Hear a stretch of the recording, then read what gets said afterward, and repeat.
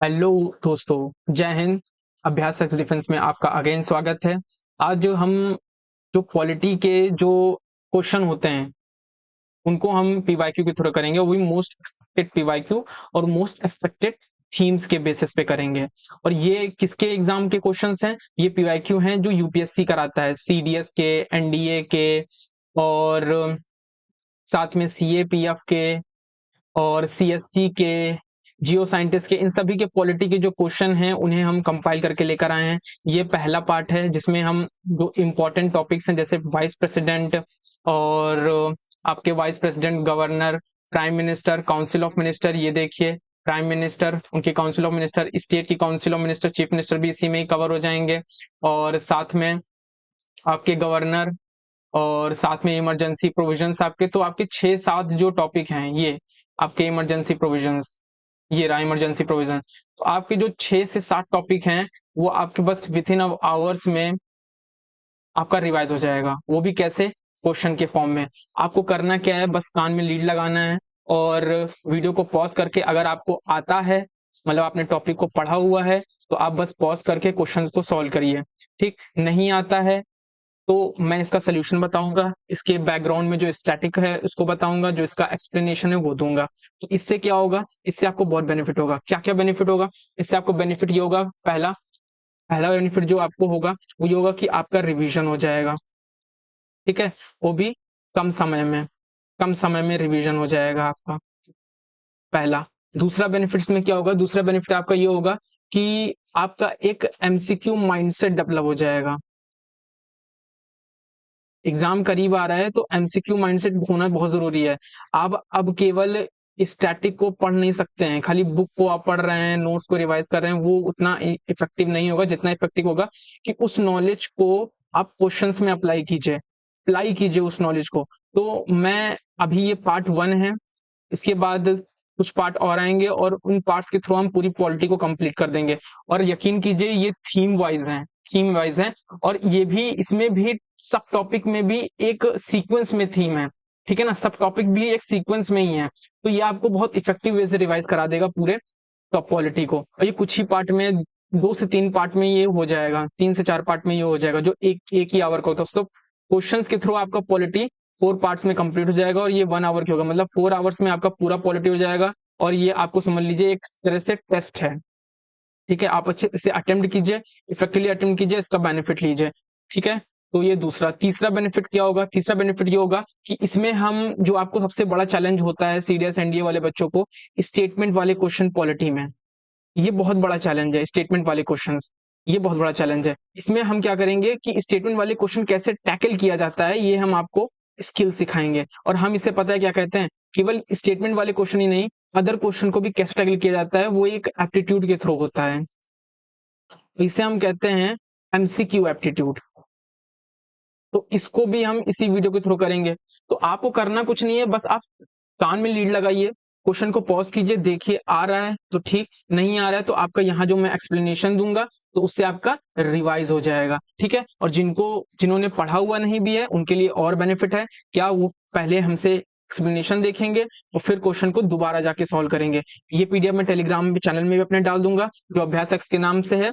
आप उसको सर्च कर सकते हैं या हमारे चैनल में जा करके और मोर पे क्लिक करके हमारे डिस्क्रिप्शन में चैनल का लिंक पा जाएंगे, वहां पे भी आपको ये कंपाइलेशन मिल जाएगा। और ऐसे कंपाइलेशन बहुत से आने वाले हैं, हर सब्जेक्ट के आने वाले हैं क्वेश्चन कंपाइल, ये पीवाईक्यू के हैं, ये बहुत इफेक्टिव साबित होने वाले हैं। आपसे रिक्वेस्ट यही है कि आप इस चीज को इफेक्टिवली यूटिलाइज कीजिए। देखिए बहुत मेहनत लगी है इन्हें कंपाइल करने में, क्योंकि थीम वाइज कंपाइल किया गया है और टॉपिक को भी, सब टॉपिक को भी एक सीक्वेंस में कंपाइल किया गया है जैसे बुक में होता है। ठीक है ना, आपको इसका इफेक्टिव इस्तेमाल करना है। ठीक, और एक रिक्वेस्ट है कि इतनी मेहनत लग रही है तो आप लोगों से रिक्वेस्ट है कि जो भी इसे देख रहे हैं, क्योंकि देखते बहुत लोग हैं लेकिन सब्सक्राइब नहीं करते हैं। देखिए हम डेडिकेटली आपकी प्रिपरेशन के लिए मदद कर रहे हैं और कमिटेड हैं, और हर चीजें हम आपके लिए समय से लेके आएंगे। बहुत सपोर्ट चाहते हैं हम आपका करना, वो भी फ्री ऑफ कॉस्ट। बस आपको क्या करना है, आपको हमें सपोर्ट करना है। आपको बस चीजें, चैनल को सब्सक्राइब करना है, टेलीग्राम को हमारे ज्वाइन करना है। इससे होगा क्या, हमें बेनिफिट होगा। हमें बेनिफिट क्या होगा, हमारा पर्पस जो है बहुत से लोगों से जुड़ने का, वो पूरा होगा। और ये तभी होगा जब आप हमें सब्सक्राइब करेंगे। और सब्सक्राइब करने से होता यही है कि जो, जब जितने ज्यादा सब्सक्राइब होते हैं उस हिसाब से यूट्यूब अपना एल्गोरिदम का वर्क करता है, उतने ही लोगों के पास वीडियो जाती है। तो ये इसमें मदद करिए हमारी। बाकी हम आपको प्रॉमिस करते हैं कि हम आपको एक एक चीज प्रोवाइड करेंगे, वो भी पेड क्वालिटी के साथ, पेड क्वालिटी के इक्वल। बस आप खाली जुड़े रहिए। अभी यहाँ आप एक्सप्लेनेशन देखिएगा, आपको बहुत इफेक्टिव एक्सप्लेनेशन मिलेगा, एक एक चीजें आपकी क्लियर होगी। कोई डाउट अगर आपको आ रहा है वीडियो देखने के बाद भी, आप कमेंट करिए, कमेंट का रिप्लाई हम देंगे आपको। ठीक है, चलिए शुरू करते हैं अपनी सीरीज, ज्यादा समय ना गवाते हुए। तो पहला क्वेश्चन हमारे पास जो आता है, जो हमारा पहला क्वेश्चन है वो है, मैं आपको क्वेश्चन रीड करूंगा और आपको उसी के थ्रू करना है। पहला क्वेश्चन क्या है? The vice president of India is elected by the member of electoral college.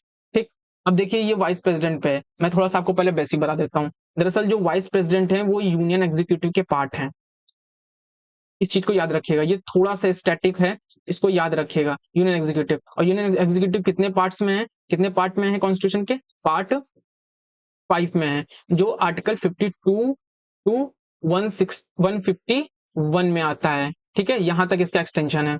अच्छा, इसमें यूनियन एग्जीक्यूटिव में आते कौन कौन है? प्रेसिडेंट आते हैं, ठीक है, वाइस प्रेसिडेंट आते हैं, प्राइम मिनिस्टर आते हैं, एंड काउंसिल ऑफ मिनिस्टर्स आते हैं, और अटॉर्नी जनरल ऑफ इंडिया आते हैं। ठीक है, अटॉर्नी जनरल ऑफ इंडिया। तो अभी हम यूनियन एग्जीक्यूटिव में वाइस प्रेसिडेंट को ही पढ़ने जा रहे हैं। ठीक है, प्रेसिडेंट मैंने पहले ही पढ़ा दिया है, जिन्होंने नहीं देखा है चैनल में जाकर प्रेसिडेंट की वीडियो देखें। और बहुत जल्दी हम इस पे भी पूरा एक्सटेंसिव क्वेश्चन लाने वाले हैं। और साथ ही अभी जब मैं गवर्नर आपको पढ़ाऊंगा ना, स्टेट एग्जीक्यूटिव का हेड जो होता है गवर्नर, उसमें आपको प्रेसिडेंट भी साथ में रिवाइज करा दूंगा। अभी नीचे गवर्नर आएगा, ठीक है, तो उसमें आपको प्रेसिडेंट भी मैं रिवाइज करा दूंगा साथ में साइमल्टेनियसली। तो आपको करना क्या है, बस लीड लगा करके आपको बैठे रहना है और चीजों को सुनते रहना है और क्वेश्चन को सॉल्व करते जाना है। समझ लीजिए आप टेस्ट दे रहे हैं। ठीक है, आपको ऐसे अज्यूम करना है। ठीक, वाइस प्रेसिडेंट यूनियन एग्जीक्यूटिव में कितने कितने पार्ट्स हैं, कितने पार्ट में है? पार्ट 5 में। इसका एक्सटेंशन कितने आर्टिकल से? 63 टू 71। ठीक है, इतनी बात याद रखिएगा, जिनको नहीं पता है उस चीज को याद रखेंगे। ठीक है, चलिए, तो अब हम पढ़ेंगे इनका इलेक्शन कैसे होता है। भाई वाइस प्रेसिडेंट इलेक्शन होता है, और ये टॉपिक इंपॉर्टेंट इसलिए भी हो जाता है क्योंकि अभी रिसेंटली आपको पता है कि क्या हुआ है। जो वाइस प्रेसिडेंट है हमारे, जो वाइस प्रेसिडेंट है, वाइस प्रेसिडेंट ने रिजिग्नेशन दे दिया, जगदीप सिंह धांकर जी ने रिजिग्नेशन दे दिया है। तो अब वाइस प्रेसिडेंट का इलेक्शन होने वाला है, इलेक्शन होने वाला है। इसलिए ये इलेक्शन होने वाला है, इसलिए ये क्वेश्चन इंपॉर्टेंट जो आता है। ठीक, और ये पीवाईक्यू है। तो आप देख लीजिएगा, आपको यहाँ पे वाइस प्रेसिडेंट के इलेक्शन से रिलेटेड जितने भी चीजें होती हैं वो सब आपको क्रिस्टल क्लियर होने वाला है, क्योंकि मैंने कई सारी चीजें देखो क्वेश्चन को कंपाइल करके रखा हुआ है। बस इसको आप देखते रहिए। चलिए आगे बढ़ते हैं। तो यहाँ पे क्या कह रहा है question? Vice president of India elected by the member of the electoral college. तो जैसे प्रेसिडेंट का इलेक्टोरल कॉलेज होता है, वैसे वाइस प्रेसिडेंट का इलेक्टोरल कॉलेज होता है। अभी इसी में ही मैं आपको प्रेसिडेंट का इलेक्टोरल कॉलेज और वाइस प्रेसिडेंट का जो इलेक्टोरल कॉलेज है, उन दोनों में आपको डिफरेंस भी बता दूंगा। ठीक है, चलिए, only elected members of the, जो legislative, only elected member of the both house of the parliament. ठीक, इलेक्टेड मेंबर, ठीक है, all the member of the both house of the parliament, only elected member of the Rajya Sabha and the Assembly, only elected member of the State Legislative Assembly। देखिए, जैसा कि हम जानते हैं, जो क्या होता है, वाइस प्रेसिडेंट का जो इलेक्टोरल कॉलेज होता है, वही इलेक्टोरल कॉलेज, ये इलेक्टोरल कॉलेज ही इलेक्शन में पार्टिसिपेट करता है। ठीक, पार्टिसिपेट करता है इलेक्शन में। तो इसमें कौन कौन होता है? इसमें होते हैं all member of the parliament. जब हम ऑल मेंबर कह रहे हैं तो इसमें कौन कौन होगा? इसमें इलेक्टेड भी होंगे और इसमें नॉमिनेटेड भी होंगे। ठीक है, अब डिफरेंस देखिए प्रेसिडेंट में। तो ये देखिए, जो ये क्वेश्चन है ना, ऑल मेंबर, यहां कह रहा है only elected member of the both house of the parliament. नहीं, इलेक्टेड ही थोड़ी ना होंगे, नॉमिनेटेड भी आ रहे हैं ना, इसलिए ये कट जाएगा। Only elected member of the Rajya Sabha and the state assemblies. भाई स्टेट असेंबलीज तो अभी पार्टिसिपेट करते ही नहीं है, इसके जो लेजिस्लेटिव असेंबलीज हैं वो पार्टिसिपेट नहीं करते हैं। अभी मैं आपको ये बता रहा हूँ कौन नहीं करता है, नॉट नॉट पार्टिसिपेट करता है। लेजिस्लेटिव असेंबलीज के मेंबर्स, मतलब एमएलए जो स्टेट के होते हैं, वो नहीं करते हैं। ठीक है, वो नहीं करेंगे। और जो यूटीज हैं, जैसे दिल्ली और पुडुचेरी के जो एमएलए हैं, वो भी पार्टिसिपेट नहीं करते हैं। ये लोग प्रेसिडेंट के इलेक्शन में पार्टिसिपेट करेंगे, ये लोग प्रेसिडेंट के इलेक्शन में पार्टिसिपेट करेंगे। जो प्रेसिडेंट का इलेक्शन होगा उसमें पार्टिसिपेट करेंगे, ये भी करेंगे, ये भी करेंगे। ठीक है, और इलेक्टेड भी करेंगे। ठीक, इलेक्टेड भी करेंगे लेकिन नॉमिनेटेड नहीं करेंगे, ठीक है ना, इस चीज को याद रखिएगा। तो ये भी करेंगे, ये भी करेंगे और ये भी करेंगे मेंबर, लेकिन नॉमिनेटेड नहीं करेंगे, तो ये चीज याद रखिएगा। तो ये चीज याद रखिएगा, ठीक है। तो ये डिफरेंस हो गया दोनों के इलेक्टोरल कॉलेज का। चलिए आगे बढ़ते हैं। तो इसमें होगा ऑल मेंबर्स, ठीक, बाकी ये होगा नहीं लेजिस्लेटिव असेंबली, फिर ये भी नहीं होगा, और only elected member of the state legislative assembly, वही बात यहाँ पे देखिए आ रही है, ठीक है, तो ये नहीं होगा। ठीक, चलिए आगे बढ़ते हैं। होप है आपको चीजें समझ में आ रही हैं। दूसरा, who among the following elect the vice president of India, वही बात आ गई फिर से, member of the Lok Sabha, member of the Rajya Sabha. अब इसमें भी दोनों ही आ रहे हैं, इलेक्टेड और नॉमिनेटेड दोनों ही आ रहे हैं, यहाँ पे दोनों भी आ रहे हैं, ठीक है। तो क्या होगा, ये दोनों सही आंसर होगा। तो 1-2 कहाँ पर है, ये 1-2 है, आंसर ये हो जाएगा। चलिए आगे बढ़ते हैं। देखिए आपको इलेक्शन जो वाइस प्रेसिडेंट का बहुत इंपॉर्टेंट चल रहा है, उसका पूरा क्रिस्टल क्लियर करा देंगे हम, बस आप कनेक्ट रहिए, ठीक है ना।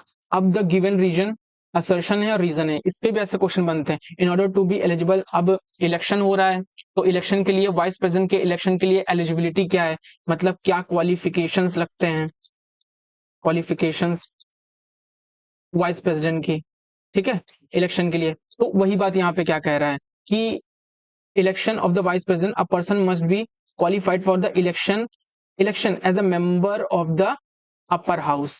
अपर हाउस का मतलब यहाँ पे ये होता है, अपर हाउस का मतलब यहाँ होता है कि राज्यसभा, और लोअर हाउस का मतलब होता है लोकसभा, ठीक है, यहाँ पे। तो जाहिर सी बात है ये अपर हाउस का मेंबर इनको होना चाहिए, तो ये बात सही है। अब क्यों होना चाहिए, क्या रीजन इसका दे रहा है, vice president is the chairperson of the Rajya Sabha, बिल्कुल सही है, बिल्कुल सही है। जो वाइस प्रेसिडेंट होते हैं वो एक्स ऑफिसियो चेयरमैन होते हैं राज्यसभा के, मतलब कि ये क्या करते हैं, ये प्रिसाइड करते हैं, क्या प्रिसाइड करते हैं, राज्यसभा की मीटिंग्स को, सेशंस को। दैट्स व्हाई इन्हें मेंबर की क्वालिफिकेशन होना चाहिए, किस हाउस के, अपर हाउस के मेंबर की क्वालिफिकेशन होना जरूरी है। तो ये सही है और ये भी सही है, और ये इसका रीजन दे रहा है। तो क्या आंसर हो जाएगा दोस्तों, आंसर इसको हो जाएगा both A and B are true and reason acceptable explanation of A. देखिए आपका ये क्लियर होता जा रहा है। अब चलते हैं नेक्स्ट क्वेश्चन में, who among the following has held the office of the vice president of India. अब इस पे थोड़ा सा ध्यान दीजिएगा, क्वेश्चन कई बार आ चुका है। देखिए जब वाइस प्रेसिडेंट न्यूज में है, तो जो हमारे पुराने वाइस प्रेसिडेंट हैं, मतलब जो पहले वाइस प्रेसिडेंट रह चुके हैं, उनके सीक्वेंस से भी क्वेश्चन आने के चांसेस, क्योंकि एक बार अभी आपने बीच में देखा होगा, तो स्पीकर जब न्यूज में थे, तो स्पीकर जो पुराने स्पीकर थे, ये पूछ रहा था कि ये किस टेन्योर में थे, इनका कौन सा लोकसभा का कौन सा टेन्योर है, 15 लोकसभा थी कि 16 लोकसभा के स्पीकर हैं। तो ये क्वेश्चन आ चुका है। तो क्योंकि अब इस वाइस प्रेसिडेंट न्यूज में है, तो जाहिर सी बात है ये क्वेश्चन भी आने के चांसेस है, जो हमारे पुराने वाइस प्रेसिडेंट हैं उनकी क्या नाम है और उनका क्या टेन्योर है। देखिए मैंने ये यहाँ पे पिनअप कर दिया है, ये देखिए हमारे पुराने, मैंने आपको वन स्टॉप सोल्यूशन यहाँ पे देने की कोशिश करी है, ठीक है, आपको पुरानी मिल जाएगा। यहाँ पे बस ये याद रखिएगा कि 2017 से जो 2000 आपका 21-22 थी, वहां तक की आपके वेंकैया नायडू थे, वेंकैया नायडू जहाँ साहब थे, और उसके बाद अभी रिसेंटली जगदीप सिंह धाकर जी थे, जगदीप धाकर थे। तो ये चीज देख लीजिएगा, ठीक है ना, ये देख लीजिएगा, ये इनके बाद हैं, ये इनके बाद हैं, ठीक है, ये ऐड कर लीजिएगा। तो आगे चलते हैं, उसी क्वेश्चन को देखते हैं। तो इसमें कौन सही है, तो भाई एक इन दोनों का नाम मैंने क्वेश्चन ये वाला इसीलिए रखा है क्योंकि ये दोनों नाम बहुत इंपॉर्टेंट है प्राइम मिनिस्टर ग्रुप में।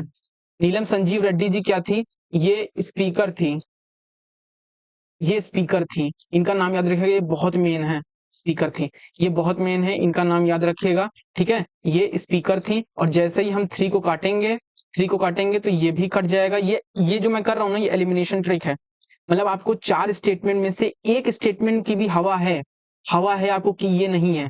इसीलिए कहते हैं कि आपने अगर थोड़ा सा भी इफेक्टिव पढ़ा है ना, तो जो 4 ऑप्शन आएंगे ना, 4 में जो 2 के बारे में भी आपको नॉलेज है ना, तो आप यहाँ एलिमिनेशन करके उसको क्लिक कर लोगे, मतलब उसको एलिमिनेट कर लोगे। जैसे मुझे पता था कि ये नीलम संजीव रेड्डी क्या है, नीलम संजीव रेड्डी क्या है, स्पीकर थी ये, ठीक, पुरानी, तो मैंने 3 हटा दिया, मुझे पता चल गया 3 तो होगा ही नहीं, तो मैंने ये काटना शुरू कर दिया, तो बचा क्या, मैं डायरेक्ट आंसर आ गया 1 और 4। तो मैंने आपको बताया ही था कि ये 2 जो नाम है स्पीकर में बहुत फेमस हैं, सॉरी वाइस प्रेसिडेंट में, मोहम्मद हिदायतुल्लाह और शंकर दयाल शर्मा। और इनको नाम को आप भी याद रख लीजिएगा, स्पीकर के तौर पर इन दोनों का नाम आप भी याद रखिएगा, क्यों? क्योंकि ये एग्जाम में पूछने के चांसेस हैं। आपको शायद ये कर सकते हैं कि इन दोनों में से किसी एक का नाम दे दें और बाकी दो नाम आपको हवा ही ना हो।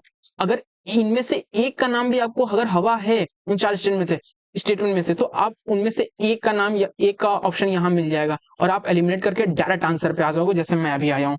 तो इस चीज को ध्यान दीजिएगा, ठीक है ना? डायरेक्ट आंसर है। चलिए आगे बढ़ते हैं।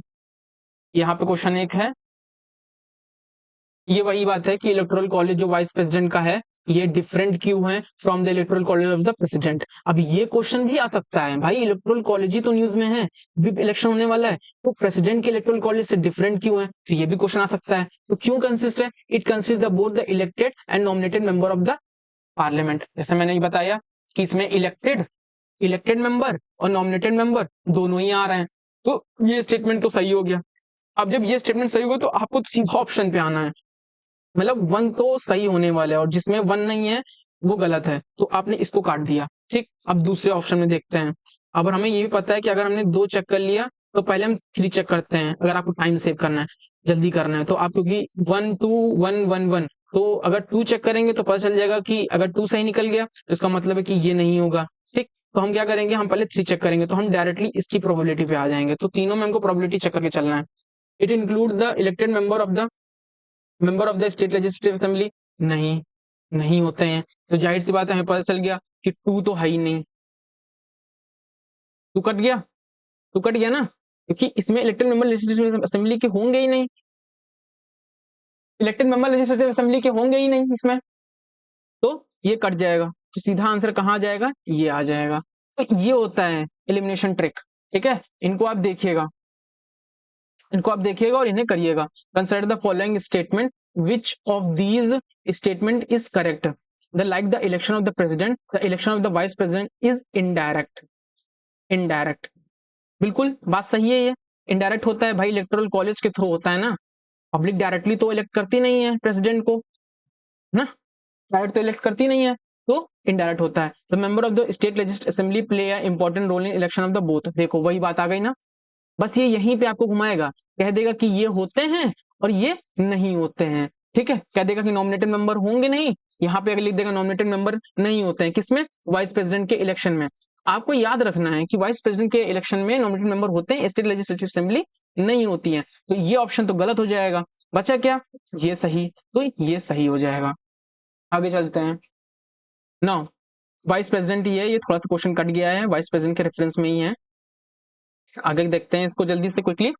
तो ये क्या क्या दिखता है, ये करता है कि it is the second highest dignity second highest dignity of the India. ठीक है, बिल्कुल। प्रेसिडेंट के बाद जो होता है सेकंड हाईएस्ट पोजीशन होती है इंडिया में, प्राइम मिनिस्टर नहीं होती है, वो वाइस प्रेसिडेंट होती है। कौन होते हैं? Vice president. इधर वाइस प्रेसिडेंट होते हैं, वाइस प्रेसिडेंट होते हैं। ठीक है, he has a no formal function attach to his office, attach to his office. ये गलत है, क्यों? क्योंकि भाई क्या कोई फंक्शन है ही नहीं, है ना, ex officio chairman of the Rajya Sabha, तो ये स्टेटमेंट तो गलत हो गया। अब देखिए, हमें पता है दूसरा गलत है, हम यहाँ आएंगे, इसको काटेंगे, इसको काटेंगे, तो किसने बचे हमारे? हमें ये भी पता है कि ऑल तो होगा ही नहीं, क्योंकि दो तो ऐसे ही कट चुका है, तो ऑल नहीं होगा, ये कट जाएगा, ये कट जाएगा, बचा क्या?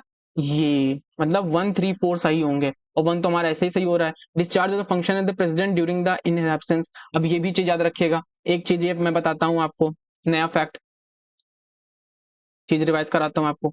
दरअसल होता क्या है कि प्रेसिडेंट ऑफ इंडिया अगर उनकी डेथ हो जाती है, ठीक, या वो रिजाइन कर देते हैं, ठीक है, या फिर कोई और रीजन होता है, एक्सेप्ट डेथ हो जाती है, रिजाइन हो जाता है, या फिर इनको रिमूव कर दिया जाता है, प्रेसिडेंट को रिमूवल कर दिया जाता है। ठीक, अगर डेथ हो गई है, रिजाइन हो गया, रिमूवल हो गया, इन दोनों में से कुछ भी हुआ, तीनों में से कुछ भी हुआ, तो वाइस प्रेसिडेंट प्रेसिडेंट बन जाएंगे। क्या बन जाएंगे? प्रेसिडेंट बन जाएंगे। और एज जब प्रेसिडेंट होंगे तब ये एक्स ऑफिसियो चेयरमैन नहीं रहेंगे, उसकी ड्यूटी ये नहीं करेंगे, इसकी ड्यूटी फिर कौन करेगा? डीवाई चेयरमैन करेगा ऑफ द राज्यसभा। ठीक, कौन करेगा? डीवाई, इसको थोड़ा सा जूम कर लेते हैं, कौन करेगा? डीवाई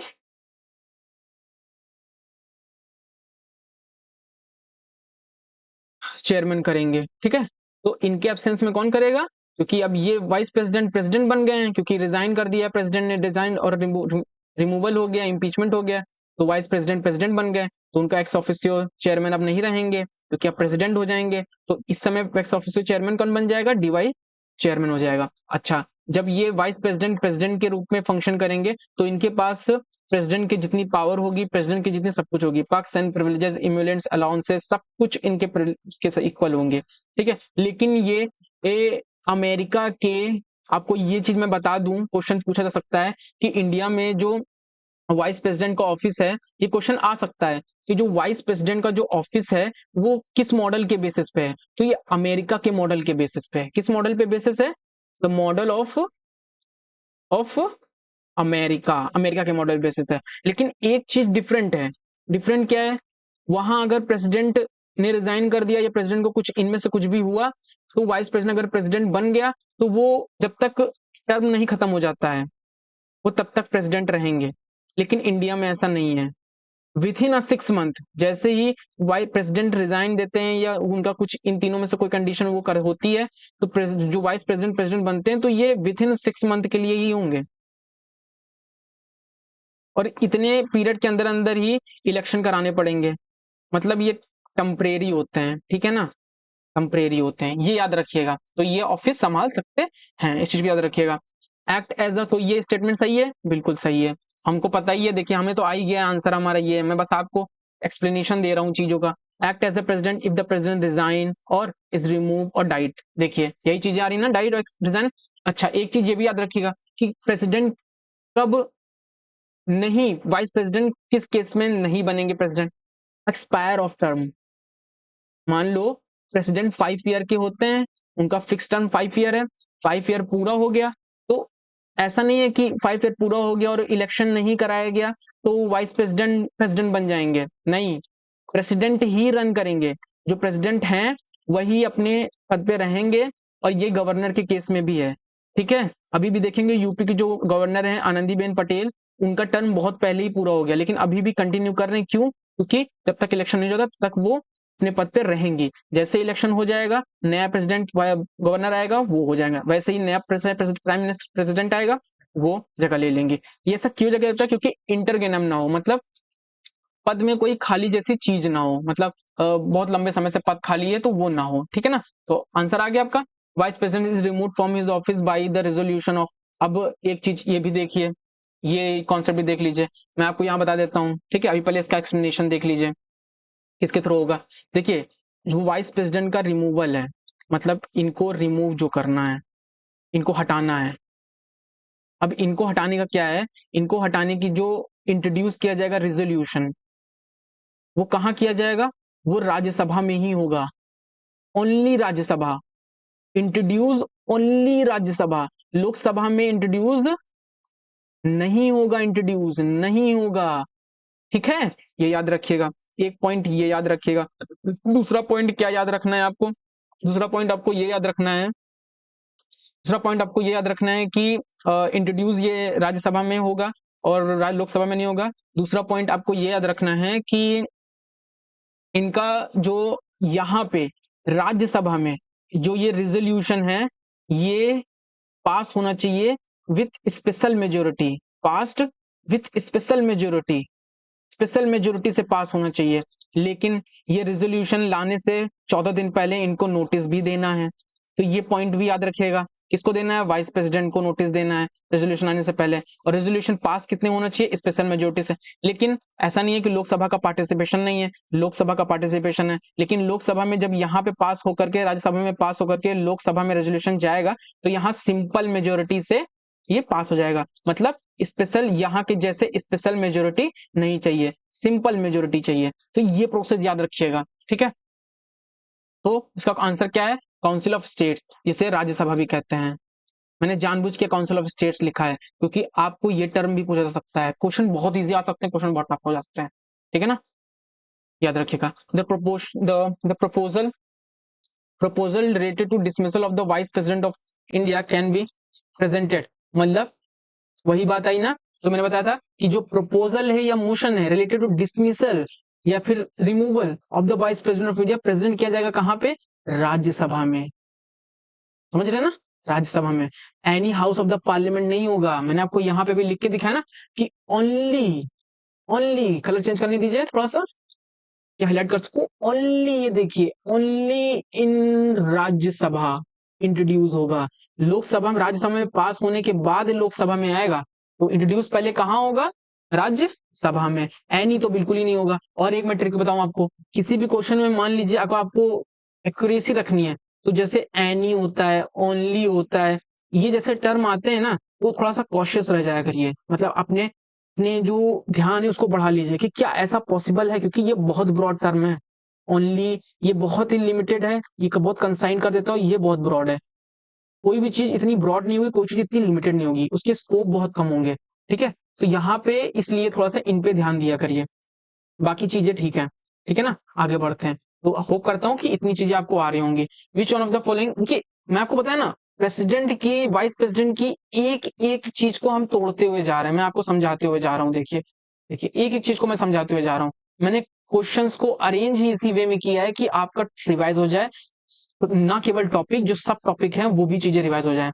ठीक है, अब क्या प्रिसाइडेड ओवर बाई द, वो यहाँ पे देख लीजिएगा, who is not the member, which one of the following is presided over by and who is not its member। मतलब ऐसा कौन सा हाउस है, ऐसा कौन सा हाउस है पार्लियामेंट का जिसे प्रिसाइड करने वाला उसका मेंबर नहीं है। जैसे लोकसभा है, उसे प्रिसाइड करते हैं स्पीकर, स्पीकर तो उसके मेंबर हैं, एमपी होते हैं। लेकिन राज्यसभा, राज्यसभा को प्रिसाइड कौन करता है?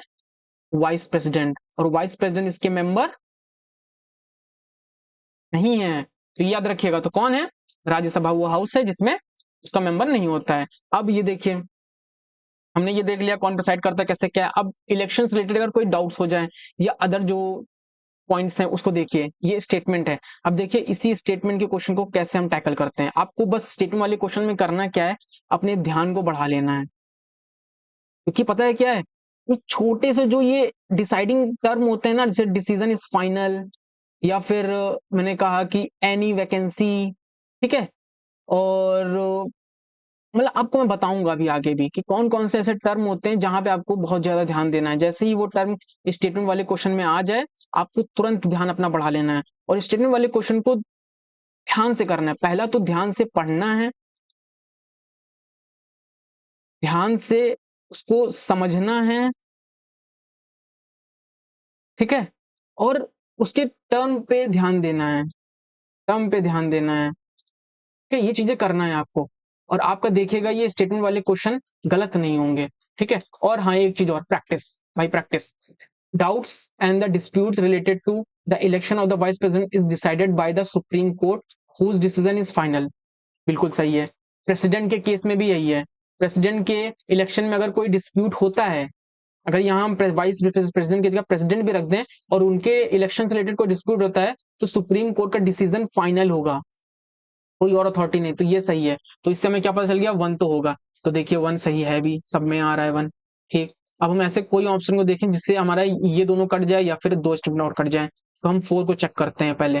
ठीक है, मैं आपको मेथड ही बता रहा हूँ कैसे जल्दी क्वेश्चन किया जाता है। तो पहले आ गया, vice president of India does not assume the office of the president. मतलब vice president of India assume नहीं करते हैं the office of the president when it fall vacant for unexpired term like the vice president of America. भी मैंने बताया था ना कि अनएक्सपायर्ड टर्म, एक्सपायर्ड टर्म नहीं, अनएक्सपायर्ड टर्म, टर्म एक्सपायर नहीं हुआ है, अनएक्सपायर्ड टर्म मतलब अभी टर्म खत्म नहीं हुआ है और वैकेंसी हो गई है खाली। किससे होगी? डेथ से होगी, और किससे होगी? रिजाइन से होगी और रिमूवल से होगी। तो इससे हुआ, मैंने आपको बताया कि तब तो वाइस प्रेसिडेंट प्रेसिडेंट बन जाएंगे, like the president of the, like the vice president of America, वही मॉडल है। लेकिन डिफरेंस क्या है वो मैंने ऊपर बता दिया, आप देख लीजिए। तो ये स्टेटमेंट तो सही होने वाला है। ठीक है, assume the office when it fall the vacant unexpected time, तो फोर सही है। ये तो ऑप्शन नहीं होंगे क्योंकि ऑप्शन, इनमें ऑप्शन में फोर नहीं है, इन ऑप्शन में फोर नहीं है, फोर केवल नीचे के दो ऑप्शंस में है। ऑप्शन भी ऐसे सेट किए गए हैं कि हमें तुरंत क्विकली निकालना है, तो बस हमें देखना है कि थ्री सही है कि नहीं सही है, टू को पढ़ने की जरूरत ही नहीं है। Vice president of India is a model in line with the vice president of America but with the some differences. अब ये याद रखिएगा जो मैंने अभी आपको बताया ना कि हम वाइस प्रेसिडेंट के मॉडल को अमेरिका के मॉडल को फॉलो करते हैं विद सम डिफरेंसेस। डिफरेंस भी मैंने बता दिया है कि वो टेम्परेरी होता है, जब वाइस प्रेसिडेंट बनता है प्रेसिडेंट टेम्परेरी होता है, तो यही डिफरेंस है। और ऐसे भी याद रखिए जब कभी भी सम लिखा हो ना, अगेन वो बहुत ब्रॉड हो जाता है, कि सही होने के चांसेस ज्यादा होते हैं, ये याद रखिएगा, ठीक है ना। तो क्या है, क्या है ये, इसका क्या होगा, क्या सही होगा, ये सही होगा, क्या सही होगा, ये गलत सही होगा। कौन कौन सही है, ये सही है, ये सही है, ये सही है। तो 1 3 4, 1 3 4 आपकी संतुष्टि के लिए मैं 2 वाला भी पढ़ के एक्सप्लेन कर दे रहा हूँ। The election of the vice president can be challenge on the ground of any vacancy in electoral college. नहीं किया जाता चैलेंज। सेम प्रेसिडेंट के लिए भी यही है, प्रेसिडेंट के इलेक्शन को आप इस ग्राउंड में चैलेंज नहीं कर सकते हो कि जो इलेक्टोरल कॉलेज में कुछ खाली है, जैसे कि कोई एमएलए है, एमएलएज हैं किसी स्टेट के, वो वैकेंसी वहां खाली है, तो भाई इसलिए आप इलेक्शन नहीं करा सकते हो। क्यों? क्योंकि ये इलेक्टोरल कॉलेज के मेंबर हैं। इस केस में ना प्रेसिडेंट को चैलेंज कर सकते हो और ना वाइस प्रेसिडेंट के इलेक्शन को चैलेंज कर सकते हो, तो इसलिए ये स्टेटमेंट गलत हो जाता है। और जब आप दो को सीधा काटोगे ना, भी आप डायरेक्ट आंसर पे पहुंच जाओगे। नहीं भी पहुंचोगे तो 4 को पढ़ने के बाद तो पक्का पहुंच जाओगे। तो आपको क्वेश्चन पढ़ते समय जब एग्जाम में बैठिए तो आप ये सर्च कीजिए मैं कैसे जल्दी से आंसर में पहुंच सकूं, वो स्टेटमेंट के थ्रू ही होगा। तो आपको बस वहां पे एग्जाम में यही करना हो, लेकिन ये चीज एक दिन से नहीं होने वाली है। आज से आप मेरे साथ अगर रेगुलर करोगे तो आप इसे क्या करोगे, इसमें मास्टरी हासिल कर लोगे। ठीक है, चलिए आगे बढ़ते हैं। उम्मीद करता हूँ ये चीजें आपको आ रही हैं। आपको करना कुछ नहीं है, आपको बस पीडीएफ चाहिए, मेरे टेलीग्राम चैनल ज्वाइन करिए। ठीक है, the consider the following statement, the post of the vice president of India constituted constitution has been taken from the Canadian constitution. भाई मैं नहीं बताऊंगा, ये गलत है। ठीक है, एक्सप्लेन कर चुका हूँ कि वाइस प्रेसिडेंट की पोस्ट जो है यहाँ से लिया गया है। जैसे ही आप एक को काटोगे आप सीधा आंसर कहाँ आए हो, 2 और 3, मतलब बी और सी की डी में आंसर आए हो। आपको करना क्या है, आपको बस 3 को चेक कर लेना। The resolution for removal of the vice president of India must be pass bye effective majority in the Rajya Sabha and the Lok Sabha. मैं बता चुका हूं कि राज्यसभा में जो रेजोल्यूशन है वो इफेक्टिव मेजोरिटी से होना चाहिए, that is special majority. Lok Sabha में क्या होना चाहिए, सिंपल मेजोरिटी, ना कि इफेक्टिव मेजोरिटी। ठीक, तो ये स्टेटमेंट गलत हो जाएगा क्योंकि दोनों को बोल रहा है और दोनों में नहीं होगा। इसको जैसे ही काटेंगे, मतलब तीन तीन को जैसे ही काटेंगे तो ये भी कट जाएगा, ये भी कट जाएगा, और हमें पता है कि पहला आंसर नहीं है तो ये भी कट जाएगा, सीधा यहाँ आंसर आए। ठीक, बाकी आप पढ़ लीजिएगा, मैंने नॉलेज दे दी है आपको। तो इसी के साथ ही हम वाइस प्रेसिडेंट को खत्म कर चुके हैं और उम्मीद करता हूँ कि आपको क्लियरली चीजें समझ में आई होंगी। ठीक है ना, आप इस पीडीएफ को लीजिए टेलीग्राम चैनल से हमारे, और इसको पूरी तरीके से अपना क्लियर कीजिए। ठीक है ना, ये आपको बहुत हेल्प करेगी। ये चीजें देखिए, मैंने ये जो चीजें मैंने लिखी हैं, जिसे नहीं भी आ रहा है वो इसका नोट्स बना के रख ले, ये चीजें बहुत मदद करेंगी आपको। ठीक है, चलिए हम आगे बढ़ते हैं। Prime minister and council of minister, ये बहुत क्विकली खत्म करेंगे हम। इसी में आपको मैं, जैसे उसमें मैं प्रेसिडेंट के साथ वाइस प्रेसिडेंट के साथ प्रेसिडेंट को बताता जा रहा था, वैसे ही यहाँ पर भी मैं आपको प्राइम मिनिस्टर और यूनियन काउंसिल ऑफ मिनिस्टर के साथ साथ मैं आपको चीफ मिनिस्टर और काउंसिल ऑफ मिनिस्टर भी बताता जाऊंगा। और इसमें देखिए ज्यादा कुछ डिफरेंस भी नहीं है, आप दोनों को कंपेरेटिवली कर सकते हो, दोनों में सेम ही है, आर्टिकल चेंज होते हैं बस, चीजें बिल्कुल सेम है प्रोविजन। ठीक है ना, कि हम पार्लियामेंट्री फॉर्म ऑफ गवर्नमेंट को दोनों जगह अप्लाई करते हैं। क्यों? क्योंकि पार्लियामेंट्री फॉर्म ऑफ गवर्नमेंट को हम दोनों जगह अप्लाई करते हैं, दैट्स व्हाई चीजें यहाँ पे सेम ही हैं। चलिए फिर शुरू करते हैं। अगेन पीएम क्या है, यूनियन एग्जीक्यूटिव। पार्ट कॉन्स्टिट्यूशन का वही होगा, क्या पार्ट होगा, ऊपर देख लीजिए पार्ट 5 कहां से कहां तक, आर्टिकल भी ऊपर देख लीजिए, मैं बता चुका हूं डिवाइन करके। और जिसने देख लिया, जिसे याद है, अभी तुरंत कमेंट करे मुझे। ठीक है, चलिए आगे बढ़ते हैं। Who exercise the actual executive power under the parliamentary form of government. जब मैंने आपको silent feature of Indian constitution पढ़ाया था, मेरी जो पॉलिटी की सीरीज पड़ी हुई है चैनल में, तो उसमें मैंने आपको बताया था कि पार्लियामेंट्री फॉर्म ऑफ गवर्नमेंट के फीचर्स क्या क्या होते हैं। अब यहाँ पे पॉसिबल नहीं है इतना डिटेल में बताना, तो उसमें से एक जो होता है वो उसमें ये होता है कि जो डुअल एग्जीक्यूटिव होता है। पार्लियामेंट्री फॉर्म ऑफ गवर्नमेंट में क्या होता है, जो एग्जीक्यूटिव होता है वो डुअल होता है। कौन? एक होता है नॉमिनल और एक होता है रियल एग्जीक्यूटिव। रियल में कौन होगा? Prime minister. नॉमिनल में कौन होंगे? प्रेसिडेंट। ठीक है, होप करता हूं कि ये चीजें आपको क्लियर हो रही हैं। ठीक, तो prime minister and president, prime minister तो जो प्रेसिडेंट है वो तो नॉमिनल है, मतलब नाम की पावर है, सारी चीजें इनके नाम पे ही होती हैं। अभी आप इसमें देखेंगे भी, ठीक है, सब इनके नाम पे होता है, इनके पास ही सारी पावर है, लेकिन ये नॉमिनल है, नाम के हैं। नॉमिनल मतलब नाम के। रियल किसके पास है? प्राइम मिनिस्टर की काउंसिल। तो who exercise the actual executive power under the parliamentary form of government, this is the very important feature of parliamentary form of government, that is the dual executive। किसी भी parliamentary form of government में आप जाएंगे, Japan जाएंगे, कहीं पे भी जाएंगे, इवन आप फ्रांस जाएंगे, कहीं भी जाएंगे, तो आपको, आप ऑस्ट्रेलिया जाएंगे, आपको यही फॉर्म ऑफ गवर्नमेंट मिलेगी, पार्लियामेंट्री फॉर्म, उसमें डुअल एग्जीक्यूटिव आपको देखने को मिलेगा। ठीक है, चलिए आगे बढ़ते हैं। तो इसमें क्या आ जाएगा? इसमें प्राइम मिनिस्टर आएगा, क्योंकि उनके पास रियल एग्जीक्यूटिव पावर होती है। ठीक है, चलिए आगे बढ़ते हैं, कलर चेंज कर लेते हैं अपना। ठीक है, चलिए आगे बढ़ते हैं। What is the minimum age requirement to become the prime minister of India? भाई बताने की जरूरत नहीं है, 25 ईयर ओल्ड। और लेकिन क्यों ऐसा है? क्योंकि लोकसभा की जो क्वालिफिकेशन रखी गई है लोकसभा के मेंबर की, उसमें 25 ईयर होना चाहिए, और सेम लोकसभा और सेम लेजिस्लेटिव असेंबलीज स्टेट की। ठीक, राज्यसभा में क्या है और लेजिस्लेटिव काउंसिल जो स्टेट्स के, तो उसमें क्या है? इसमें 30 ईयर्स रखा गया है। तो ये याद रखिएगा, 25 और 30 ईयर्स। ठीक है, ये याद रखिएगा, क्विकली इसे रिवाइज कर लीजिए, ये पॉइंट्स को क्विकली रिवाइज कर लीजिए। ठीक है, चलिए आगे बढ़ते हैं। तो इसमें क्या आएगा? 25। अब विच आर्टिकल ऑफ द कॉन्स्टिट्यूशन, मैं आपको एक एक चीजें जैसे जैसे स्टेटमेंट आता जाएगा, मैं आपको डिस्क्राइब करता जाऊंगा, एक्सप्लेन करता जाऊंगा। कुछ एक्स्ट्रा इन्फॉर्मेशन होगी, मैं आपको वही बताऊंगा, लेकिन बताऊंगा वही जो एग्जाम रिलेवेंट में, पॉइंट ऑफ व्यू में इंपॉर्टेंट है। थोड़ा सा पानी पी लेते हैं।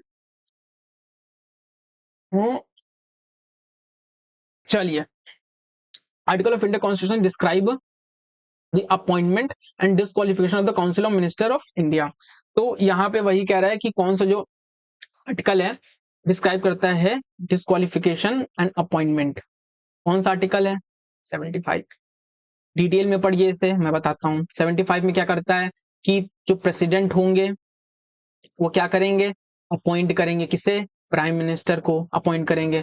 फिर प्राइम मिनिस्टर की एडवाइस पे काउंसिल ऑफ मिनिस्टर को करेंगे। प्राइम मिनिस्टर जिसे जिसे कहेगा उसे उसे ये मिनिस्टर बना देंगे। और जरूरी नहीं है ये मेंबर हो हाउस का, आउट ऑफ द हाउस भी हो सकता है। एस जयशंकर जो थे, एस जयशंकर इस समय फॉरेन मिनिस्टर, 2019 में जब उन्हें बनाया गया था तब वो किसी भी हाउस के मेंबर नहीं थे। उन्हें विथ इन 6 मंथ में, जो विथ इन 6 मंथ में उन्हें क्या राज्यसभा की मेंबरशिप दिलाई गई। इस चीज को याद रखिएगा। तो जिसको भी एडवाइस कर रहे हैं कि इन्हें एमपी मिनिस्टर बना दीजिए, जरूरी नहीं है वो मेंबर हो किसी भी हाउस का, वो बाहर का पर्सन भी हो सकता है। तो पीएम के एडवाइस पे prime minister, president sorry, PM को भी अपॉइंट करेंगे और इनको भी अपॉइंट करेंगे। यही आर्टिकल कलेक्टिव रिस्पॉन्सिबिलिटी की भी बात करता है, कलेक्टिवली रिस्पॉन्सिबल है टू द हाउस। ठीक है ना। और साथ में ये कि जो प्राइम मिनिस्टर हैं headed by the council of minister, council of minister headed by the prime minister, ये ऑफिस को होल्ड करेंगे during the pleasure of the president. तो प्रेसिडेंट की प्लेजर पे ये ऑफिस को हेल्ड करेंगे। अब ये ऐसा क्यों कह रहे हैं मैं आपको अभी बाद में बताऊंगा, नहीं बता देता हूं आपको। दरअसल प्रेसिडेंट जब चाहे इन्हें हटा सकते हैं, लेकिन ऐसे ही नहीं हटा सकते हैं। कब कब हटा सकते हैं? जब इनके पास नो कॉन्फिडेंस मोशन होगा, मतलब इनके हाउस में इनके पास कॉन्फिडेंस नहीं रहेगा, मेजोरिटी नहीं रहेगी, तो इन्हें प्रेसिडेंट हटा सकते हैं। इसीलिए प्रेसिडेंट के प्लेजर पे ये लोग रहते हैं, प्राइम मिनिस्टर और इनकी जो काउंसिल ऑफ मिनिस्टर है प्रेसिडेंट के प्लेजर पे। तो आर्टिकल 75। आगे बढ़ते हैं, आगे बढ़ते हैं। विच one of the following statement is correct about the prime minister of India? ठीक, क्या स्टेटमेंट करेक्ट है? अब यहाँ पे भी स्टेटमेंट वाले क्वेश्चन में देखिए वैसी चीजें चलेंगी।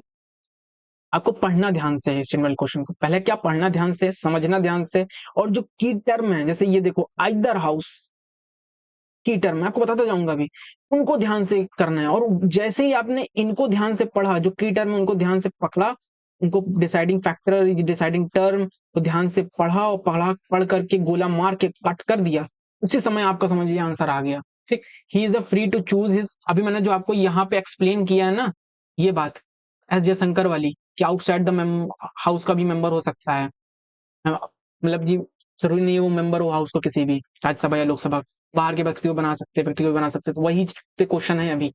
ही is a free to choose his minister only among those who are the member of either house of the parliament. Either मतलब दो में से किसी भी हाउस, लोकसभा या राज्यसभा, ऐसा तो है नहीं, अभी हम पढ़ के आए कि भाई वो फ्री है चूज करने में, चाहे तो बाहर से भी ले सकता है लोगों को आउटसाइड द हाउस पे। He can choose his cabinet colleagues after the due counselling bye the president. नहीं, वो अब देखिए यहाँ पे क्या है, काउंसलिंग इंपॉर्टेंट टर्म है जो ये चीज को खत्म कर रहा है, मतलब इसको इसको चेंज कर रहा है। ऐसे टर्म को आपको स्टेटमेंट वाले क्वेश्चन में पकड़ना है, इसकी जगह ये होना चाहिए advise.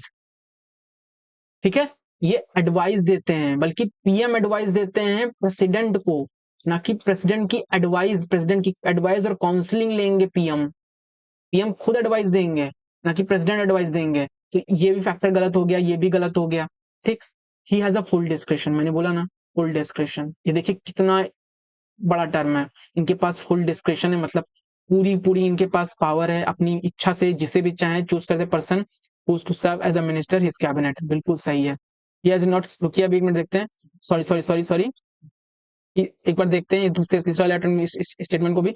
He has only limited powers, लीजिए लिमिटेड ओनली लगा करके इसको और सीमित कर दिया कि cabinet colleague discretionary power vested in the president of India. ये भी गलत, सही है, यही सही क्वेश्चन है। कई बार ऐसी चीजें हो जाती हैं, लगता है कि ये सही नहीं होगा, यही सही है। ठीक है ना, याद रखिएगा, उनके पास डिस्क्रिशनरी पावर है, इनकी डिस्क्रिशनरी पावर है। ठीक है ना, चलिए आगे बढ़ते हैं।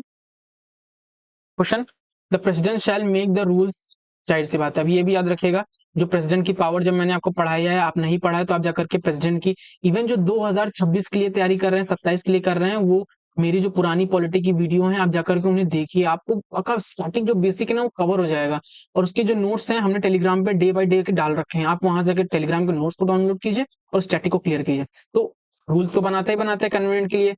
ठीक है, अलोकेशन ऑफ द मिनिस्ट्रीज के बिजनेस को मैंने कहा था कि वो ना केवल काउंसिल ऑफ मिनिस्टर्स को पीएम के एडवाइस पे अपॉइंट करेगा, बल्कि उनके जो बिजनेस होता है उसको भी डिस्ट्रीब्यूट करेगा, उस सब में बिजनेस को डिस्ट्रीब्यूट करेगा। All the executive action of the government of India shall be express to be taken in the name of the prime minister. देखिए चेंज कर दिया, किसके, प्रेसिडेंट के नेम पे लिए जाते हैं ऑल एग्जीक्यूटिव एक्शन। तो भाई साहब ये चीज याद रखिएगा, ऐसे ही देखिए क्वेश्चन मोल्ड कैसे करेगा वो, ऐसे ही क्वेश्चन मोल्ड करेगा। प्राइम मिनिस्टर की जगह प्रेसिडेंट लिख देगा, प्रेसिडेंट की जगह स्पीकर लिख देगा, ऐसी चीजें करेगा। आपको बस स्टैटिक को इस वे में अच्छे से याद करना है कि क्या चीज कहाँ पे है, कहाँ पे आपसे वो ट्रैप डाल सकता है। तो ये चीज याद रखिएगा, मैं बार गारंटी दे रहा हूं, अगर आपने स्टैटिक को सही से पढ़ा है और इस तरह के ट्रैप में आप फंसने वाले नहीं हो। बस जरूरी क्या है, जैसे मैं आपको बैठ के प्रैक्टिस करा रहा हूँ, ऐसे प्रैक्टिस सेशंस को आप थोरली देखिए और अपने जो नॉलेज उसको ग्रिप करिए। ठीक है, शार्प करिए। तो इसका ओनली वन आंसर होगा। ठीक है, आगे बढ़ते हैं। And the minister who is not a member of the either house of the parliament will cease to be the minister। ठीक है, 6 मंथ, देखिए वही बात आ गई, मैंने बताया ना अजय शंकर साहब को बना दिया गया था जो आउटसाइड द हाउस मेंबर थे, लेकिन 6 मंथ पहले ही उनको मेंबरशिप दिला दी गई, तो क्या होगा 6 मंथ। ठीक, the council of ministers collectively responsible, किसके रिस्पॉन्सिबल होते हैं, तो लोकसभा में होंगे। याद रखिएगा, कई बार आपको पार्लियामेंट लिख देगा, लेकिन याद रखिएगा पार्लियामेंट में राज्यसभा भी आता है। और मेंबर ऑफ जो जो ये PM headed by council of minister headed by the prime minister है, ये राज्यसभा को काउंटेबल नहीं है, ये लोकसभा को है। ठीक, तो पार्लियामेंट में लोकसभा भी आता है और राज्यसभा भी आता है। तो आपको याद रखना है कि लोकसभा जहां पे ऑप्शन होगा वो चुनना है, पार्लियामेंट नहीं। यहाँ पे लोकसभा को हमने चुना है। Prime minister is responsible to whom, Lok Sabha. मैंने डाल दिया है, ये क्वेश्चन आ सकता है और आप कंफ्यूज हो सकते हो। ठीक है ना, आप प्रेसिडेंट प्रेसिडेंट उन्हें इलेक्ट करता है, तो आप क्योंकि आप लोग इतना जीएस पढ़ते नहीं, तो आपके कंफ्यूजन के चांसेस यहाँ बहुत ज्यादा है हमसे। इस चीज को याद रखिएगा, इन दोनों में आप कंफ्यूज हो गए, मैं जानता हूँ माइंडसेट क्या है, मैंने भी तैयारी की है। ठीक है, council of minister in the centre shall be collectively responsible to the parliament. आ गया ना, मैंने बोला था ना ऊपर कि वो पार्लियामेंट दे देगा, बल्कि क्या होगा यहाँ पे, केवल लोकसभा, कि राज्यसभा भी इसमें आ जाता है पार्लियामेंट में। राज्यसभा तो है नहीं, केवल लोकसभा है। पार्लियामेंट दोनों की मिलकर बनती है। पार्लियामेंट में और कौन होता है, प्रेसिडेंट भी होता है। पार्लियामेंट के 3 पार्ट हैं, राज्यसभा, लोकसभा, प्रेसिडेंट। ठीक, तो अकाउंटेबल किस पे, कलेक्टिवली रिस्पॉन्सिबल किस पे होती है, लोकसभा पे, तो यहाँ पे लोकसभा होना चाहिए। ठीक है, अदर 2 पे नहीं है। ठीक, तो ये स्टेटमेंट गलत। तो पहला हमने जैसे ही काटा, ये दोनों कट गए। Union minister shall hold the office during the pleasure of the president of India. अभी ऊपर बताया मैंने कि इनके प्लेजर पे ही करते हैं, तो 2 तो सही हो गया और 2 इसी में ही है। और ऑल होने वाला नहीं है क्योंकि एक गलत हो गया है, तो ये भी कट जाएगा। डायरेक्टली आंसर आ रहा है। तीसरा हम आपके लिए पढ़ देते हैं, आपको तो डायरेक्टली आंसर मिल जाएगा मिनटों में। Prime minister shall communicate to the president about the proposal, बिल्कुल ये भी सही है। Prime minister time to time बताएंगे कि लो लेजिस्लेटिव एक्शन कैसे चल रहे हैं और जो एग्जीक्यूटिव है उन सबके बारे में प्रेसिडेंट से कम्युनिकेट करेंगे। प्रेसिडेंट की ये डिस्क्रिशनरी पावर है, डिस्क्रिशनरी पावर है। जब भी मैं गवर्नर बनाऊंगा तो उसमें गवर्नर की डिस्क्रिशनरी पावर के साथ प्रेसिडेंट की डिस्क्रिशनरी पावर को मैं कंपेयर करूंगा तो मैं बताऊंगा मैं आपको कि ये डिस्क्रिशनरी पावर है। प्रेसिडेंट जब चाहे प्राइम मिनिस्टर से ये पूछ सकता है कि भाई किसी जो बिल है, जो कानून बन रहा है पार्लियामेंट में, उस पर क्या चल रहा है, आपने ये नीति लेके आए हैं तो उस पर कम्युनिकेशन कर सकते हैं, बिना कभी बुला सकते हैं। तो देखते होंगे आपके मोदी जी जाते हैं कभी कभी प्राइम मिनिस्टर के पास, प्रेसिडेंट के पास, क्यों? क्योंकि उन्हें बुलाया जाता है। ठीक है, which one of the following is not explicitly stated in the constitution of India but followed as the convention. ठीक है, क्या है? Finance minister to be the member of the lower house, fix नहीं है भाई, हमारे जो पहली बार जो जरूरी नहीं है ये, ठीक है ना। Prime minister has to be resign if the Lok Sabha has a majority loss. ठीक, द अभी देखते हैं all the party of India are to be represented in the council of minister, नहीं, मतलब सारी पार्टी का रिप्रेजेंटेशन होना चाहिए भाई, जो पार्टी जीतेगी वो होगी ना। In the event of the both the president and vice president diminiting the office simultaneously before the end of the tenure, the speaker of the Lok Sabha of the parliament will officiate the president। देख लीजिए भाई, अगर president नहीं है, vice president नहीं है, तो CGI तो है ना। प्रेसिडेंट की वीडियो मैंने बताया था, जब प्रेसिडेंट नहीं होगा, वाइस प्रेसिडेंट नहीं होगा, दोनों ऑफिस वैकेंट हो जाएंगे, तो कौन सीजीआई प्रेसिडेंट बन जाएगा। ठीक, सीजीआई भी नहीं तो सीनियर मोस्ट जज ऑफ द सुप्रीम कोर्ट बनेगा प्रेसिडेंट। ठीक है, इन चारों में से कोई तो, इन तीनों में से, दोनों में से कोई तो होगा ना। ठीक है, इश्यू याद रखिएगा। तो इसका आंसर ये है। ठीक है, इसका आंसर ये है। ठीक, चलिए आगे बढ़ते हैं जल्दी से। Consider the following statement with regard to no confidence motion, no confidence motion. ठीक है, अब इस पे थोड़ा सा ध्यान दीजिएगा, नो कॉन्फिडेंस मोशन पे। इसमें क्या है, there is a no mention of the term no confidence motion in the constitution. ये बिल्कुल सही बात है, आप में सब लोग कह सकते हो कि ऐसा क्यों, मैं आपको बताता हूँ ऐसा क्यों। देखिए होता क्या है, कॉन्स्टिट्यूशन में ये टर्म नहीं लिखा है नो कॉन्फिडेंस मोशन, ये दरअसल जो पार्लियामेंट्री रूल है ना, पार्लियामेंट्री रूल है ना, उस रूल में ये टर्म लिखा है, कॉन्स्टिट्यूशन में नहीं लिखा है। कॉन्स्टिट्यूशन क्या कहता है, कॉन्स्टिट्यूशन कहता है कि, कॉन्स्टिट्यूशन क्या कहता है, ये यहाँ भी ये देखिए, यहाँ पे ये डिसाइडिंग टर्म है। ऐसा नहीं है कि ये टर्म कहीं है ही नहीं है, कहाँ है, पार्लियामेंट्री रूल्स में है, और रूल्स कॉन्स्टिट्यूशन नहीं है।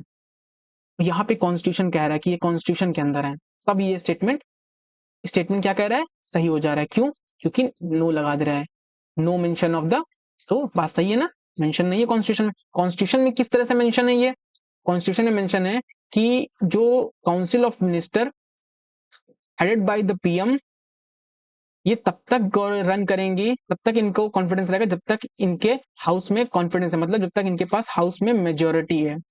इसमें बस मेजोरिटी की बात करी है हाउस में। ठीक, ठीक है, ठीक, मेजोरिटी की बात करी है। ठीक है, तो इस वे में बात कही गई है कि जब तक इनके पास मेजोरिटी है तब तक ये गवर्नमेंट को रन कर सकते हैं, तो ये कही गई है ना, कि ये कहा गया है डायरेक्टली कि नो कॉन्फिडेंस मोशन लाया जाएगा, नो कॉन्फिडेंस, ये सब बातें नहीं कही है कॉन्फिडेंस में, कॉन्स्टिट्यूशन में। तो इसलिए ये स्टेटमेंट सही हो जाता है, क्योंकि ऐसी बात कॉन्स्टिट्यूशन में कही नहीं गई, नो मेंशन, तो ये सही हो जाएगा। The motion of the no confidence can be introduced only in the Lok Sabha, बिल्कुल सही है। जब council of minister headed by the prime minister, मैंने बताया कि कलेक्टर रिस्पॉन्सिबल लोकसभा में है, तो जो इनका जो मोशन इंट्रोड्यूस होगा वो यहीं पे तो होगा ना। और हाँ, मोशन को इंट्रोड्यूस करने के लिए 50 मेंबर्स के सिग्नेचर चाहिए, ये भी याद रखिएगा। ठीक है, तो ये भी सही हो जाएगा। तो इसका answer both C and D होगा, 1 एंड 2 बोथ होगा। At least least number of the member who can table the no confidence motion against the council of minister in the lok sabha, भाई जो मैंने अभी ऊपर बताया ना, 50 मेंबर का होना चाहिए। ठीक है, who is the civil services का ऑफिशियल, सेंट्रल गवर्नमेंट का हाईएस्ट सिविल सर्वेंट होता है, जैसे आप आईएएस सुनते हैं ना, तो आईएएस में जो सबसे बड़ी, क्योंकि आईएएस सबसे बड़ा ऑफिसर होता है, तो सबसे बड़ा कौन हो गया, तो कैबिनेट सेक्रेटरी की सबसे बड़ी पोस्ट होती है, याद रखिएगा। ठीक है, कितने बच्चे हैं, बस गवर्नर पे आने वाले हैं। अब ये देखिएगा कि जो ये 15% जो रिस्ट्रिक्शंस लगाई गई हैं लोकसभा में, ये 91 कॉन्स्टिट्यूशन अमेंडमेंट एक्ट के थ्रू लगाई गई है। दरअसल होता क्या था, इसका मैं बताता हूँ आपको थोड़ा सा डिटेल में, कि आया राम गया राम चलता था। ठीक, हमें पता है कि पहले काउंसिल ऑफ मिनिस्टर की स्ट्रेंथ में कितने मेंबर्स बन सकते हैं, कॉन्स्टिट्यूशनल मिनिस्टर कितने मिनिस्टर बन सकते हैं, ये डिसाइड नहीं था, कोई एक सीलिंग नहीं थी, कोई सीलिंग नहीं थी।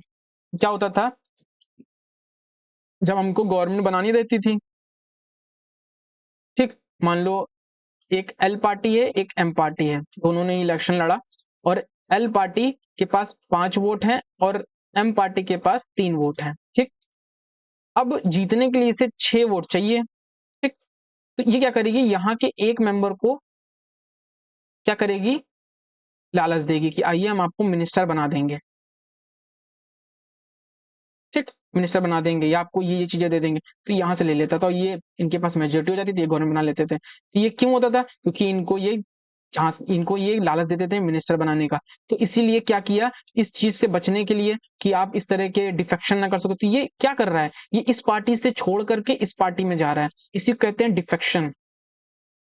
और एंटी डिफेक्शन लॉ भी लाया गया है, जिसे 52nd कॉन्स्टिट्यूशनल अमेंडमेंट एक्ट के थ्रू लाया गया। कॉन्स्टिट्यूशनल अमेंडमेंट में मैंने इसको डिटेल में पढ़ाया है, इसको जाके देखिए, ठीक है ना। इसको लाया गया था और ये 10th शेड्यूल में है, ठीक है। इस पे डिटेल से बात करेंगे, जब पार्लियामेंट का कोई लाएंगे तो और डिटेल से बात करेंगे। तो जाहिर सी बात है, ये 91st कॉन्स्टिट्यूशनल अमेंडमेंट एक्ट में इसे 15% लगा दिया। क्या कि जो लोकसभा की जितनी स्ट्रेंथ है ना, टोटल स्ट्रेंथ, उसका 50% ही मेंबर अब केवल काउंसिल ऑफ मिनिस्टर में बन सकते हैं, मतलब उतने ही लोग मिनिस्टर बन सकते हैं और नहीं, ठीक है ना। इतने ज्यादा नहीं बनेंगे कि आप किसी को भी लालच करके ले लोगे, ठीक। तो इसलिए होता था। विच one of the following term does not appear in the constitution of India. Budget नहीं होता है, बजट को ही क्या कहते हैं, बजट कॉन्स्टिट्यूशन में इस रूप में है, एनुअल फाइनेंशियल स्टेटमेंट, ठीक, याद रखिएगा। With reference to the Prime Minister of India, consider the following statement: Constitution of India does not contain any specific procedure for the selection and appointment of the Prime Minister. क्या कह रहा है कि constitution of India नहीं contain करता है कोई भी प्रोसीजर सिलेक्शन का, अपॉइंटमेंट का, प्राइम मिनिस्टर के। बिल्कुल सही चीज है। कॉन्स्टिट्यूशन खाली इतना कहता है कि प्रेसिडेंट प्राइम मिनिस्टर को अपॉइंट करेंगे, उसका सिलेक्शन प्रोसीजर नहीं बता रहा है और ना अपॉइंटमेंट बता रहा है, खाली कह रहा है कि प्रेसिडेंट अपॉइंट करेंगे, इसलिए नहीं बता रहा है। तो ये बात सही है, ठीक। The term of the office of the prime minister is fix for 5 year, ठीक, ये गलत है। आज अगर कॉन्फिडेंस हाउस में खोते हैं, अटल बिहारी वाजपेयी साहब कुछ ही दिनों में इलेक्शन से जीतने के बाद, सरकार बनाने के बाद कुछ ही दिनों में, जीतने के कुछ ही दिनों में उनकी सरकार गिर गई। क्यों? क्योंकि उनके पास कॉन्फिडेंस नहीं रह गया। तो कहाँ है फिक्स? तो दिस इज द रॉन्ग। और जैसे आप 2 को काटेंगे, आप सीधा आंसर पे आएंगे।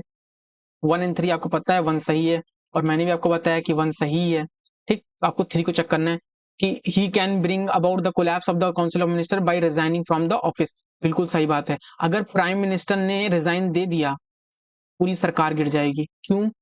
क्योंकि प्राइम मिनिस्टर ने ही तो सबको अपॉइंट करवाया है, प्राइम मिनिस्टर ही हेड है गवर्नमेंट का, और जब वही रिजाइन कर देगा तो क्या होगा? सरकार ही गिर जाएगी, ठीक है। तो ये सही है और ये नहीं सही है।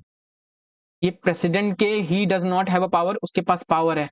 प्रेसिडेंट को, प्राइम मिनिस्टर अगर प्रेसिडेंट को एडवाइस करेगा कि भाई आप हाउस को डिसॉल्व कर दो, तो प्रेसिडेंट हाउस को डिसॉल्व कर देगा, ठीक है, उसके पास पावर है। ये कह रहे नहीं है, तो ये गलत हो जाएगा। तो आंसर क्या होगा? 1 और 3 आंसर हो जाएगा, ठीक है। आगे बढ़ते हैं। तो इसलिए इससे हमारा ये भी हो जाता है, और यही चीजें काउंसिल ऑफ मिनिस्टर जो स्टेट की हैं उसमें भी हो जाएंगी। अब मैं आपको डुप्लीकेशन नहीं करना चाहता हूँ, मैं पार्लियामेंट में भी आपको सेम ऐसी चीजें कराऊंगा, क्योंकि स्टेट लेजिस्लेचर और पार्लियामेंट लगभग लगभग चीजें सेम है उनमें। सेम यही स्टेट लेवल पे भी है और यूनियन लेवल पे भी, इसके केस में भी है, प्राइम मिनिस्टर और चीफ मिनिस्टर केसेस में भी। तो आपको यहीं से चीजें कैच करके वहां पे अप्लाई कर देनी है बस। जैसे ये चीज, ये सीलिंग ना केवल सॉरी, ये सीलिंग जो लगाई गई है, ये केवल इसमें नहीं लगाई गई है, यूनियन में, मतलब प्राइम मिनिस्टर में ही लगाई गई है। क्या हो गया है इसको?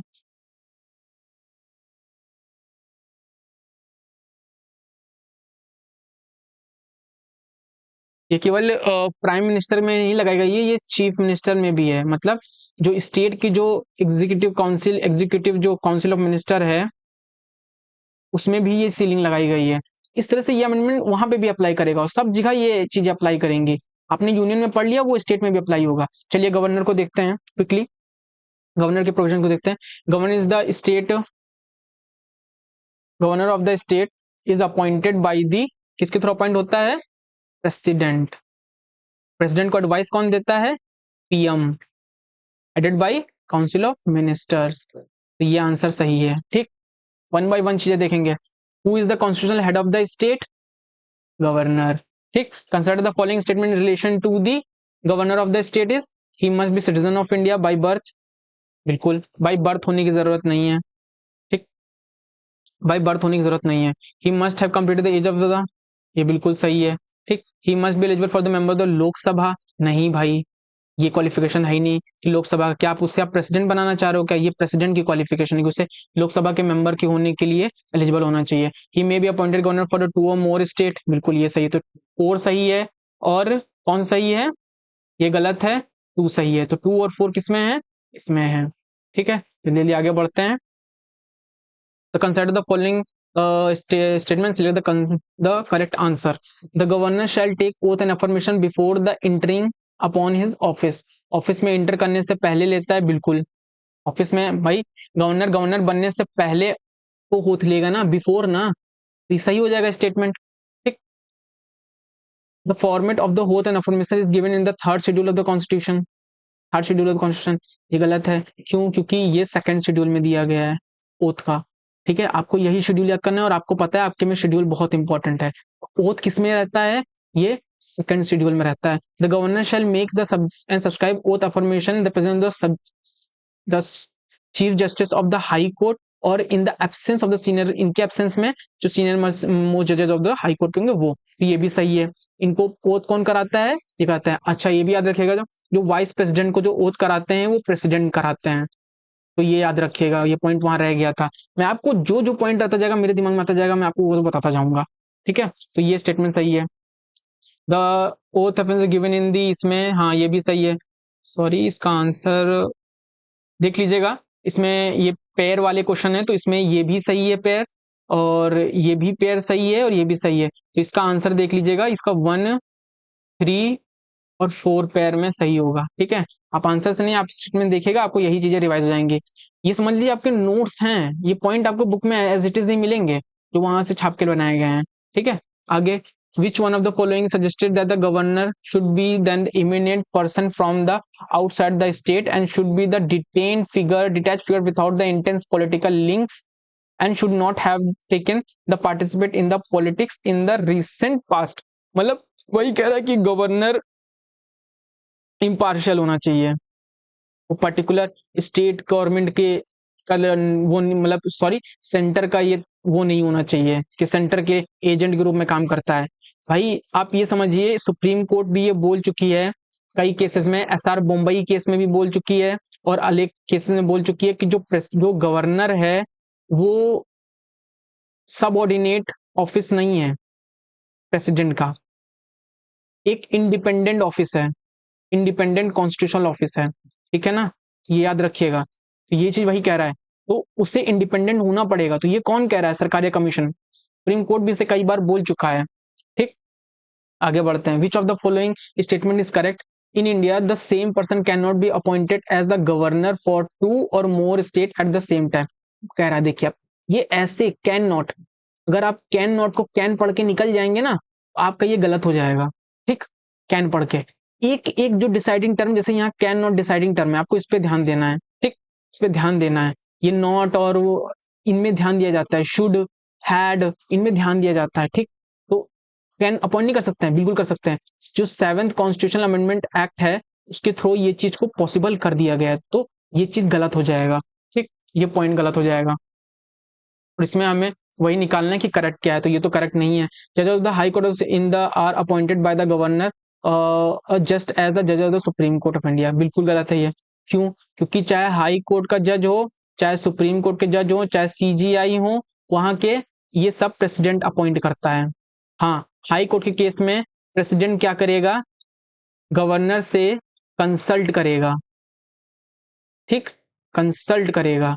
तो ये स्टेटमेंट गलत हो जाता है। No procedure had been laid in the constitution of India for the removal of the governor from his office. बिल्कुल सही बात है। देखिए, 2 ही ऑफिस हैं जिनके रिमूवल का प्रोसीजर नहीं है, मतलब ग्राउंड नहीं बताया गया है। Vice president no procedure had been lay down, ठीक, सॉरी वाइस प्रेसिडेंट को तो ले डाउन किया गया, यहाँ पे ग्राउंड्स नहीं बताया गया है। ग्राउंड्स, प्रोसीजर तो वाइस प्रेसिडेंट का है लेकिन गवर्नर का प्रोसीजर नहीं है। एक चीज यहाँ पे ऐड करिएगा, जो ग्राउंड्स हैं किस ग्राउंड पे इन्हें हटाया जाएगा, तो ना तो वाइस प्रेसिडेंट का ग्राउंड बताया गया कॉन्स्टिट्यूशन में, ना गवर्नर का बताया गया, और गवर्नर का तो ग्राउंड्स के साथ साथ प्रोसीजर भी नहीं बताया गया कैसे हटाया जाएगा। क्यों? क्योंकि इनका टर्म फिक्स है ही नहीं भाई, इन्हें कभी भी हटाया जा सकता है। जब वीपी सिंह की सरकार थी, उन्होंने जैसे ही गवर्नमेंट बनी थी 1980s में, उन्होंने सारे स्टेट के गवर्नर को रिजाइन करने के लिए बोल दिया था। तो ऐसी चीजें होती हैं, आपको याद रखिएगा। तो ये चीज क्या है, ये सही है, ये गलत है, ठीक। ये चीज क्या है कि यूनियन जो टेरिटरी है हैविंग लेजिस्लेटिव असेंबली, जैसे मान लीजिए दिल्ली, दिल्ली में लेफ्टिनेंट जनरल है ना, लेफ्टिनेंट गवर्नर है ना, और वहां पे काउंसिल ऑफ मिनिस्टर भी है, चीफ मिनिस्टर भी है। तो वहां पे जो चीफ मिनिस्टर उसे अपॉइंट कौन करेगा, मेजोरिटी बेसिस पे कौन करेगा, लेफ्टिनेंट जनरल करेगा, लेफ्टिनेंट गवर्नर करेगा, नहीं, वहां पे प्रेसिडेंट करेगा, प्रेसिडेंट अपॉइंट करेगा। भले ही जो सीएम्स होते हैं स्टेट के, उन्हें गवर्नर अपॉइंट करता है कॉन्स्टिट्यूशन के अकॉर्डिंग, लेकिन यूटीज के खेल में, जो यूटीज विथ लेजिस्लेचर हैं, असेंबलीज हैं, उनमें प्रेसिडेंट अपॉइंट करता है, ना कि लेफ्टिनेंट गवर्नर, ठीक, ये याद रखिएगा। विच one of the following statement is about the governor of India is not true, सही नहीं है गवर्नर के ट्रू में। He is appointed by the president of India, ये तो सही है। He can be governor for more than 2 state, चाहे देखा है हमने 7th शेड्यूल में बढ़ा दिया गया है इसको। He hold the office for term of the 5 year, नहीं, ये सही नहीं है, क्योंकि उसको जब चाहे तब बढ़ा सकता है। He can be remove earlier if the legislative assembly can be, मैंने अभी बताया ना, कोई प्रोसीजर नहीं बताया गया है, और यहाँ वही बता रहा है कि प्रोसीजर हमें बता रहा है कि ये प्रोसीजर आप फॉलो कीजिए तो हो जाएगा। अरे धत, हमें उल्लू बना रहे हो तुम, हैं? When the same person is appointed as the governor of the 2 or more state, the emoluments allowances payable to governor shall be, देखिए अगर वो एक ही स्टेट में रन कर रहा है, एक ही स्टेट में सर्व कर रहा है, तो जो उसका जो अमेलमेंट्स और अलाउंसेस हैं वो पार्लियामेंट डिसाइड करेंगी, ठीक, पार्लियामेंट डिसाइड करेंगे। लेकिन एक से ज्यादा स्टेट में कर रहा है तो प्रेसिडेंट डिसाइड करेंगे, और वो भी जो जो दो से ज्यादा स्टेट्स हैं उनसे कंसल्टेशन करने के बाद, तो डिसाइडेड बाय द प्रेसिडेंट, ठीक। Consider the following statement and select the answer given below. The governor does not have the power to appoint the जजेस ऑफ द हाई कोर्ट, उनके पास पावर नहीं है अपॉइंट करने का जजेस ऑफ द हाई कोर्ट, बिल्कुल सही बात है। He is not a part of the legislature, गलत भाई, पार्ट है, जैसे प्रेसिडेंट पार्ट है स्टेट लेजिस्लेचर का, सॉरी पार्लियामेंट का, वैसे ये भी है। He has power to nominate some members in the legislative council, some legislative member, council के जो लेजिस्लेटिव काउंसिल के जो मेंबर होते हैं उनको करना है, बिल्कुल 1/6 मेंबर जो लेजिस्लेटिव काउंसिल होते हैं स्टेट्स की, उनको ये क्या करते हैं, नॉमिनेट करते हैं। और ये कहाँ से होते हैं, ये आर्ट्स और साइंस में इन्होंने अपना अच्छा अच्छा काम किया होता है। जैसे प्रेसिडेंट करते हैं राज्यसभा में कितने लोगों को, 12 लोगों को, ठीक, वैसे ही ये भी करते हैं। He has no judicial power, तो गलत है। क्या क्या सही है, फर्स्ट एंड थर्ड कहाँ पे है, ये है, ठीक है, ऐसा ही आपको करना है, ठीक है। Which of the following are discretionary power given to governor of the state, discretionary power, अब मैं यहाँ आपको बताता हूँ डिस्क्रिशनरी पावर का मेन सेंस क्या होता है। देखिए डिस्क्रिशनरी पावर क्या होता है कि गवर्नर के पास 2 तरह की पावर्स होती है। डिस्क्रिशनरी पावर जो उसकी होती है वो 2 टाइप्स की होती है। एक होती है कॉन्स्टिट्यूशनल डिस्क्रिशन, एक होती है सिचुएशनल। अब इसमें देखिए कॉन्स्टिट्यूशन में क्या है, इसे कॉन्स्टिट्यूशन के थ्रू मिली है, और याद रखिएगा ये डिस्क्रिशनरी पावर, जैसे हम सब जानते हैं ना, जैसे सेंटर में प्रेसिडेंट है वैसे ही गवर्नर स्टेट में, लेकिन ये कॉन्स्टिट्यूशनल पावर प्रेसिडेंट के पास नहीं है, इसलिए ये बहुत इंपॉर्टेंट होती है। ये कौन कौन सी पावर है, पहला ये है कि ये जब चाहें प्रेसिडेंशियल रूल के लिए, जो प्रेसिडेंशियल रूल अप्लाई होता है 356 के थ्रू उसको रिकमेंड कर सकते हैं। दूसरा ये, जब कभी ये एक से ज्यादा स्टेट में, मोर देन 2 स्टेट में जब ये रन करेंगे, तो वहां पे या फिर यूटीज में रन करेंगे, तो इन्हें अपने डिस्क्रिप्शन से काम करना है। यहाँ पे यूटीजी लिखिएगा, स्टेट मत कंसिडर करिएगा, तो अपने डिस्क्रिप्शन से काम करेंगे। काउंसिल ऑफ मिनिस्टर से, जो स्टेट की काउंसिल ऑफ मिनिस्टर है उससे नहीं करना। डिस्क्रिप्शन का मतलब ही है कि भाई प्रेसिडेंट काउंसिल ऑफ मिनिस्टर की एडवाइस पे काम करेगा ही नहीं। डिस्कशन का मतलब ही यही है। डिस्कशन मतलब होता है ना कि खुद का विचार से करना, अपने विचार से करना, किसी की एडवाइस से नहीं। और जो जो हमें पता है कि जो हम जानते हैं कि एक बार कनेक्ट कर लें इंटरनेट। लाइट चली गई भाई।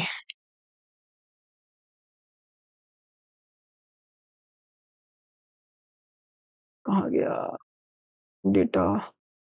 कनेक्टेड। हाँ आया, कनेक्टेड है रेडमी पे। तो रन शुरू करते हैं। तो जब हमें पता है कि यहाँ पे ये एक से ज़्यादा स्टेट में रन करेंगे, यूनियन टेरिटरी में करेंगे, तो इन्हें एडवाइस की ज़रूरत नहीं है।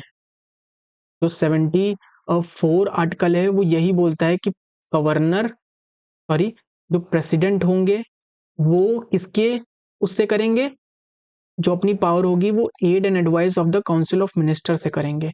सेम चीज 163 आर्टिकल में गवर्नर के लिए है कि गवर्नर अपनी जो पावर का इस्तेमाल करेंगे वो aid and advice of the council of minister headed by chief minister में करेंगे। तो ये याद रखिएगा। तो ये जो डिस्क्रिशनरी पावर है ना, ये इनको काउंसिल मिनिस्टर की एडवाइस की जरूरत नहीं है, अपने आप करेंगे। भाई प्रेसिडेंशियल रूल लगाना है तो इन्हें चीफ मिनिस्टर से पूछने की जरूरत नहीं है। एक से ज्यादा यूटी में रन कर रहे हैं कर रहे हैं तो वहां डिस्क्रिप्शन से अपने काम कर सकते हैं, इन्हें चीफ मिनिस्टर जरूरत नहीं है। ठीक है। दूसरा क्या है कि ये जब क्या करेंगे, तीसरी ये है कि जब इन्हें, ये जैसे मैंने बताया कि प्राइम मिनिस्टर प्रेसिडेंट के केस में, सीएम गवर्नर के केस में कभी भी बुला करके क्या कर सकते हैं, इन्हें बिजनेसेस के बारे में पूछ सकते हैं कि भाई लेजिस्लेचर कैसे चल रहा है, कैसे क्या चल रहा है। तो ये इनके डिस्कशन में है। ठीक है, ये दो हो गए। और चौथा, और उम, जैसे प्रेसिडेंशियल रूल हो गया, यूटी के डिस्क्रिप्शन में हो गया। तीसरा, हाँ एक और अपने डिस्कशन में ये 201 आर्टिकल में क्या कर सकते हैं, बिल प्रेसिडेंट के कंसाइडरेशन के लिए रख सकते हैं। ठीक, तो ये कॉन्स्टिट्यूशन इनको ये डिस्क्रिप्शन दे रहा है जहां इनको प्रेसिडेंट काउंसिल मिनिस्टर की जरूरत नहीं है। अब सिचुएशनल क्या होता है, सिचुएशनल ये दोनों के पास है, गवर्नर के पास भी है, प्रेसिडेंट के पास भी है। प्रेसिडेंट को सीएम के केस में ये अपॉइंट कर सकते हैं, किसे, पीएम को। किस केस में, अपने डिस्क्रिप्शन से, जब पीएम ने क्या कर दिया है, पीएम की या तो कोई मतलब कोई जो पार्टी है, किसी भी पार्टी की हाउस में मेजोरिटी ना हो, तो ये अपनी डिस्क्रिप्शन को इस्तेमाल करके पीएम को अपॉइंट कर सकते हैं। या फिर मान लो कोई पार्टी का रन कर रही है गवर्नमेंट, पीएम उस पार्टी के मर चुके हैं, तो किसे पीएम बनाया जाए तो ये अपने डिस्कशन से कर सकते हैं। तो अपॉइंटमेंट ऑफ पीएम में इसको डिस्कशन है इन सिचुएशंस में। ठीक। दूसरा कब, ये जब मेजोरिटी नहीं रहेगी, council of minister headed by prime minister या हेडेड बाय चीफ मिनिस्टर अगर मेजोरिटी खो देगी तो गवर्नर इन्हें क्या कर सकते हैं, इन्हें डिसॉल्व कर सकते हैं, डिसमिस कर सकते हैं और हाउस को डिसॉल्व कर सकते हैं। तो ये डिस्क्रिप्शन होते हैं प्रेसिडेंट के पास भी, गवर्नर के पास भी। ठीक है। तो sending the report to the president for India for the imposing the presidential rule, मैंने बताया अभी ये आर्टिकल 356 प्रेसिडेंशियल रूल। तो ये बात तो सही है। अपॉइंटिंग द प्राइम मिनिस्टर, उनके पास डिस्क्रिशनरी पावर होती है, नहीं, मिनिस्टर के एडवाइस में नहीं हो सकती क्योंकि ये पीएम के एडवाइस में अपॉइंट करते हैं मिनिस्टर्स को।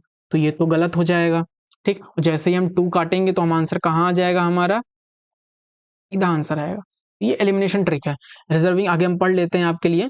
ठीक है, reserving the certain bill pass by the legislature for the consideration of the, reserve करते हैं, मैंने बताया अभी। देखो यहाँ पे कि ये देखिए 200 एंड आर्टिकल 1 में कंसाइडर करते हैं प्रेसिडेंट के रिजर्वेशन के लिए, तो ये भी सही है। Making rule to conduct the business of the government, ठीक, मेकिंग रूल करते हैं तो conduct the business of the state government, ये डिस्क्रिशनरी पावर नहीं है इनकी क्योंकि पीएम के एडवाइस पे ही वो रूल्स बनाते हैं।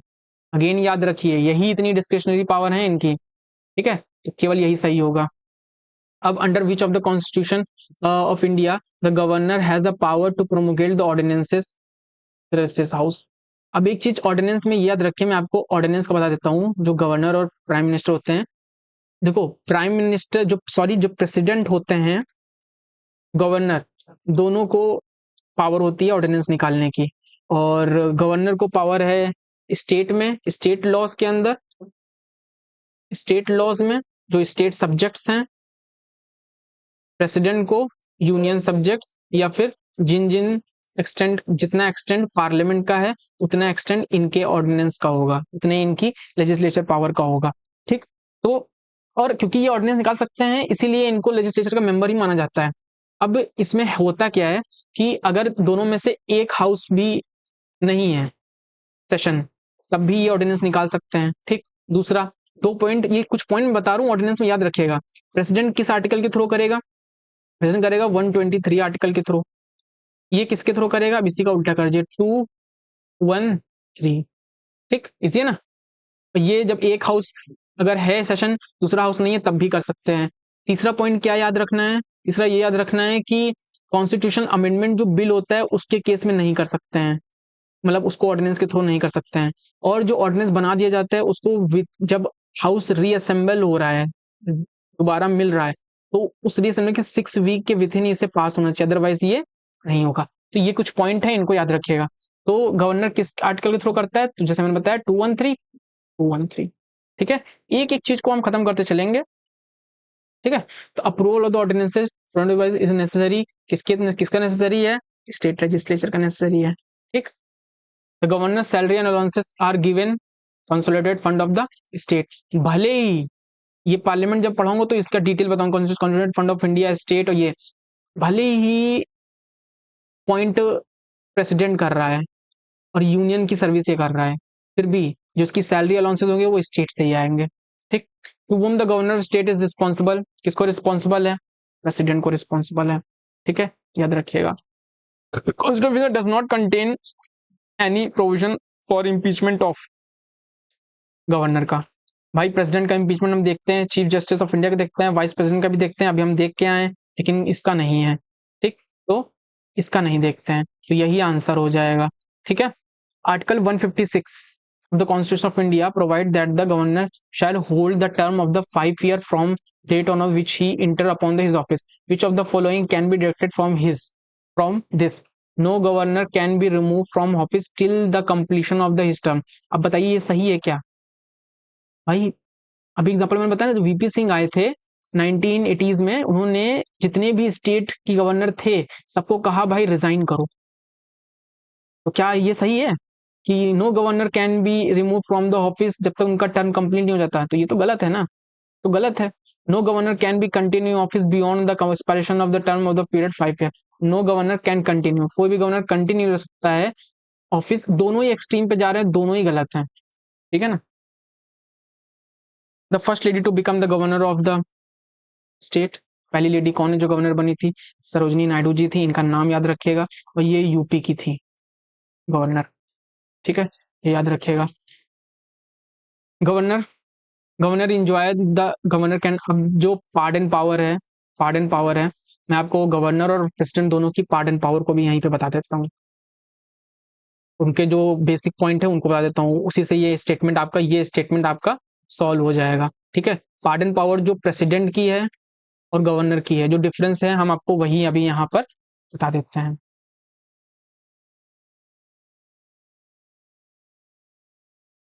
ठीक है, अभी बताते हैं।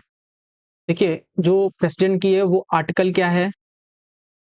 ये आर्टिकल इसका है आपका 72 की 8 है, ये ऐसे ही कुछ है, ऐसे ही कुछ है, 72 की 8 है, इसे कंफर्म कर लीजिएगा। और इनका है 161, आर्टिकल 161, इनका तो क्लियर है मुझे क्योंकि गवर्नर का देखा था मैंने। तो इसमें होता क्या है कि जो गवर्नर का है, इसमें ये गवर्नर क्या कर सकते हैं कि पार्डन भी कर सकते हैं डेथ को। पार्डन मतलब होता है कि माफ कर देना, अगर किसी को सजा दी गई है, मौत की सजा दी गई है, तो उसे पार्डन कर सकते हैं, लेकिन गवर्नर पार्डन नहीं कर सकते हैं। ठीक है, गवर्नर डेथ को क्या कर सकते हैं? कम्यूट कर सकते हैं। कम्यूट का मतलब क्या है? कम्यूट का मतलब है कि सजा को, जो रिग्रेस सजा है उसे कम करना। और एक होता है रिमिशन। रिमिशन में क्या कर सकते हैं? गवर्नर रिमिशन को भी कर सकते हैं, डेथ को रिमिश भी कर सकते हैं, लेकिन ये सब करेंगे स्टेट लॉ के अंदर, स्टेट लॉ में करेंगे। जो स्टेट लॉ का जो स्टेट लेजिस्लेचर का एक्सटेंशन है जिन एरिया में, वही एक्सटेंशन इनके भी पार्डन का होगा।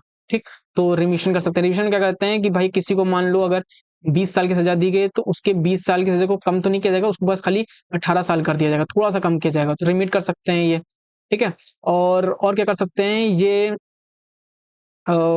यही इतनी तरह की 4 तरह की पार्डन होते हैं, कम्यूटेन, रिमिशन और एक रिस्पाइट होता है। रिस्पाइट में क्या करते हैं, सजा को कम कर देते हैं, ठीक, बहुत ही ज़्यादा कम करते हैं। रिप्राइव में क्या करते हैं, रिप्राइव में सजा को क्या करते हैं, स्टे कर देते हैं। जब किसी को डेथ सुनाई जाती है, डेथ सेंटेंस सुनाई जाती है या कैपिटल पनिशमेंट सुनाई जाती है, तो उसके ऊपर स्टे लगाना है ना डेथ सेंटेंस के ऊपर थोड़े समय के लिए, तो रिप्राइव को पढ़ा जाता है। तो ये कर सकते हैं डेथ सेंटेंस में जो रिप्राइव कर सकते हैं, प्रेसिडेंट रिप्राइव भी कर सकते हैं, प्रेसिडेंट डेथ सेंटेंस को माफ भी कर सकते हैं पूरी तरीके से, प्रेसिडेंट सब कुछ कर सकते हैं। अच्छा, गवर्नर क्या नहीं कर सकते हैं, तो गवर्नर डेथ सेंटेंस को पार्डन नहीं कर सकते हैं, बाकी ये चारों में से कुछ भी कर सकते हैं, ठीक, पार्डन नहीं कर सकते हैं। अच्छा, गवर्नर और क्या नहीं कर सकते हैं, जो मार्शल लॉ होता है, कोर्ट मार्शल होता है, सॉरी, जो कोर्ट मार्शल होता है आर्मी में, जो कोर्ट मार्शल होता है उसके जो डिसीजंस होते हैं, उनके डिसीजंस को गवर्नर ना तो कमिट कर सकता है, ना रिमिट कर सकता है और ना रिप्राइव कर सकता है, लेकिन प्रेसिडेंट कर सकता है। ठीक है, तो प्रेसिडेंट की पार्डन पावर बहुत बड़ी है, ये चीज याद रखिएगा। तो governor can not remit a death sentence, बिल्कुल सही बात है। Governor enjoy the constitution as the situational discretion, मैंने अभी आपको बताया ना कि वो उनके कॉन्स्टिट्यूशन भी और सिचुएशन दोनों डिस्क्रेशन है, ये मैंने आपको भी यहाँ बताया नहीं था थोड़ी देर पहले। ये देखिए, कॉन्स्टिट्यूशनल, सिचुएशनल डिस्क्रेशन, उसी डिस्क्रेशन की बात यहाँ पे की गई है। ठीक है, जल्दी आगे बढ़ते हैं, सेशन नहीं तो बहुत बड़ा हो जाएगा। ठीक है, तो Indian constitution adopted the American model where the, governor के केस में adopted the governor of the state appointed by the centre, नहीं, हमने प्रेसिडेंट वाइस प्रेसिडेंट के केस में तो अमेरिका के मॉडल को अपना लिया है, वाइस प्रेसिडेंट के केस में, लेकिन हमने जो गवर्नर है,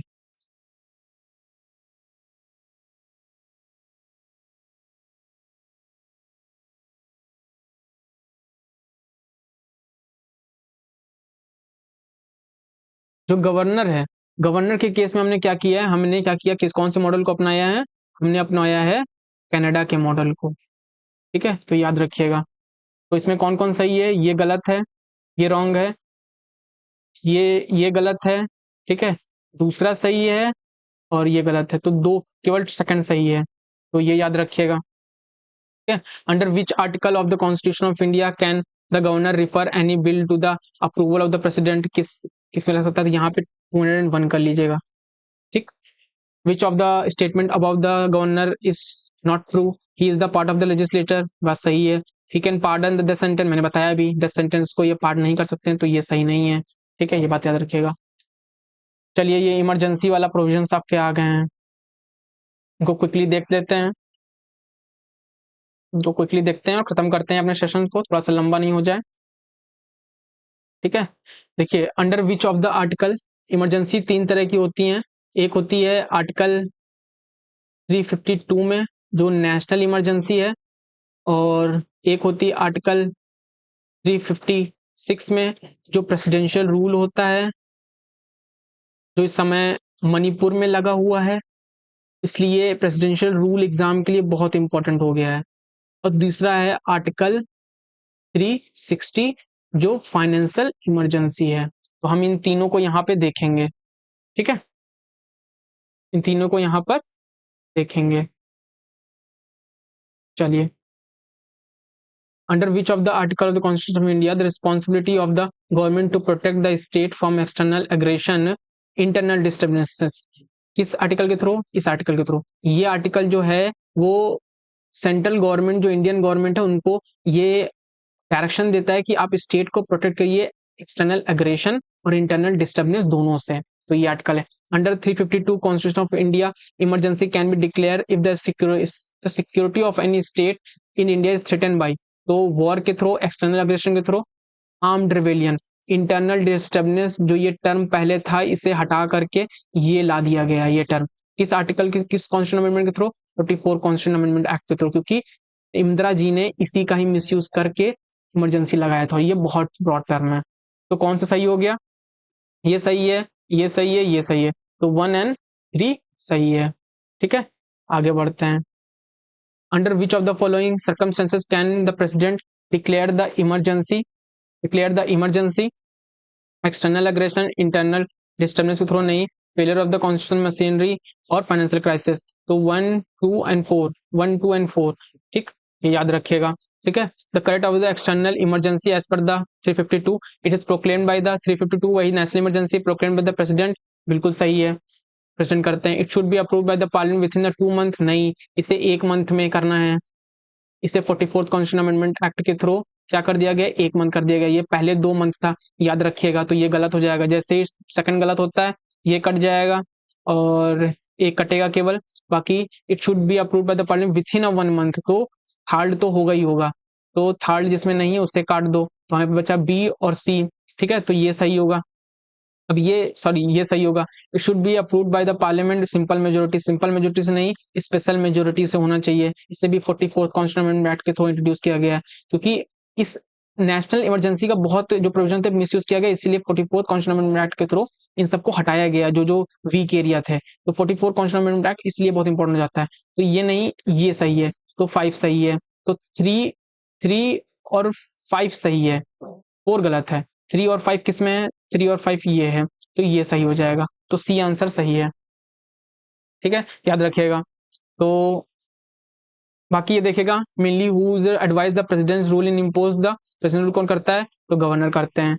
which of the following are not necessary the consequences of the proclamation of the presidential rule in the state. तो ये चीज याद रखिएगा, जो प्रेसिडेंशियल रूल क्योंकि इंपॉर्टेंट है, तो याद रखिएगा जो dissolution of the legislative assembly necessary नहीं है। सुप्रीम कोर्ट ने बोला है कि जब तक पार्लियामेंट अप्रूवल नहीं दे देगा, तब तक प्रोक्लेमेशन के साथ ये डिसॉल्व नहीं होगी तुरंत। मतलब जैसे ही प्रेसिडेंट ने प्रोक्लेम कर दिया नेशनल इमरजेंसी को, वैसे ही तुरंत नहीं, जब तक पार्लियामेंट उसे अप्रूव नहीं करेगा। और जब पार्लियामेंट अप्रूव कर देगा, वैसे ही क्या हो रहा है,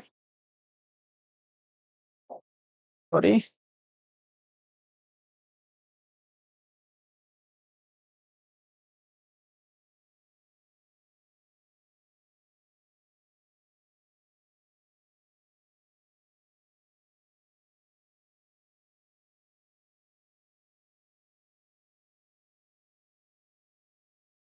हाँ आ गया, आ गया।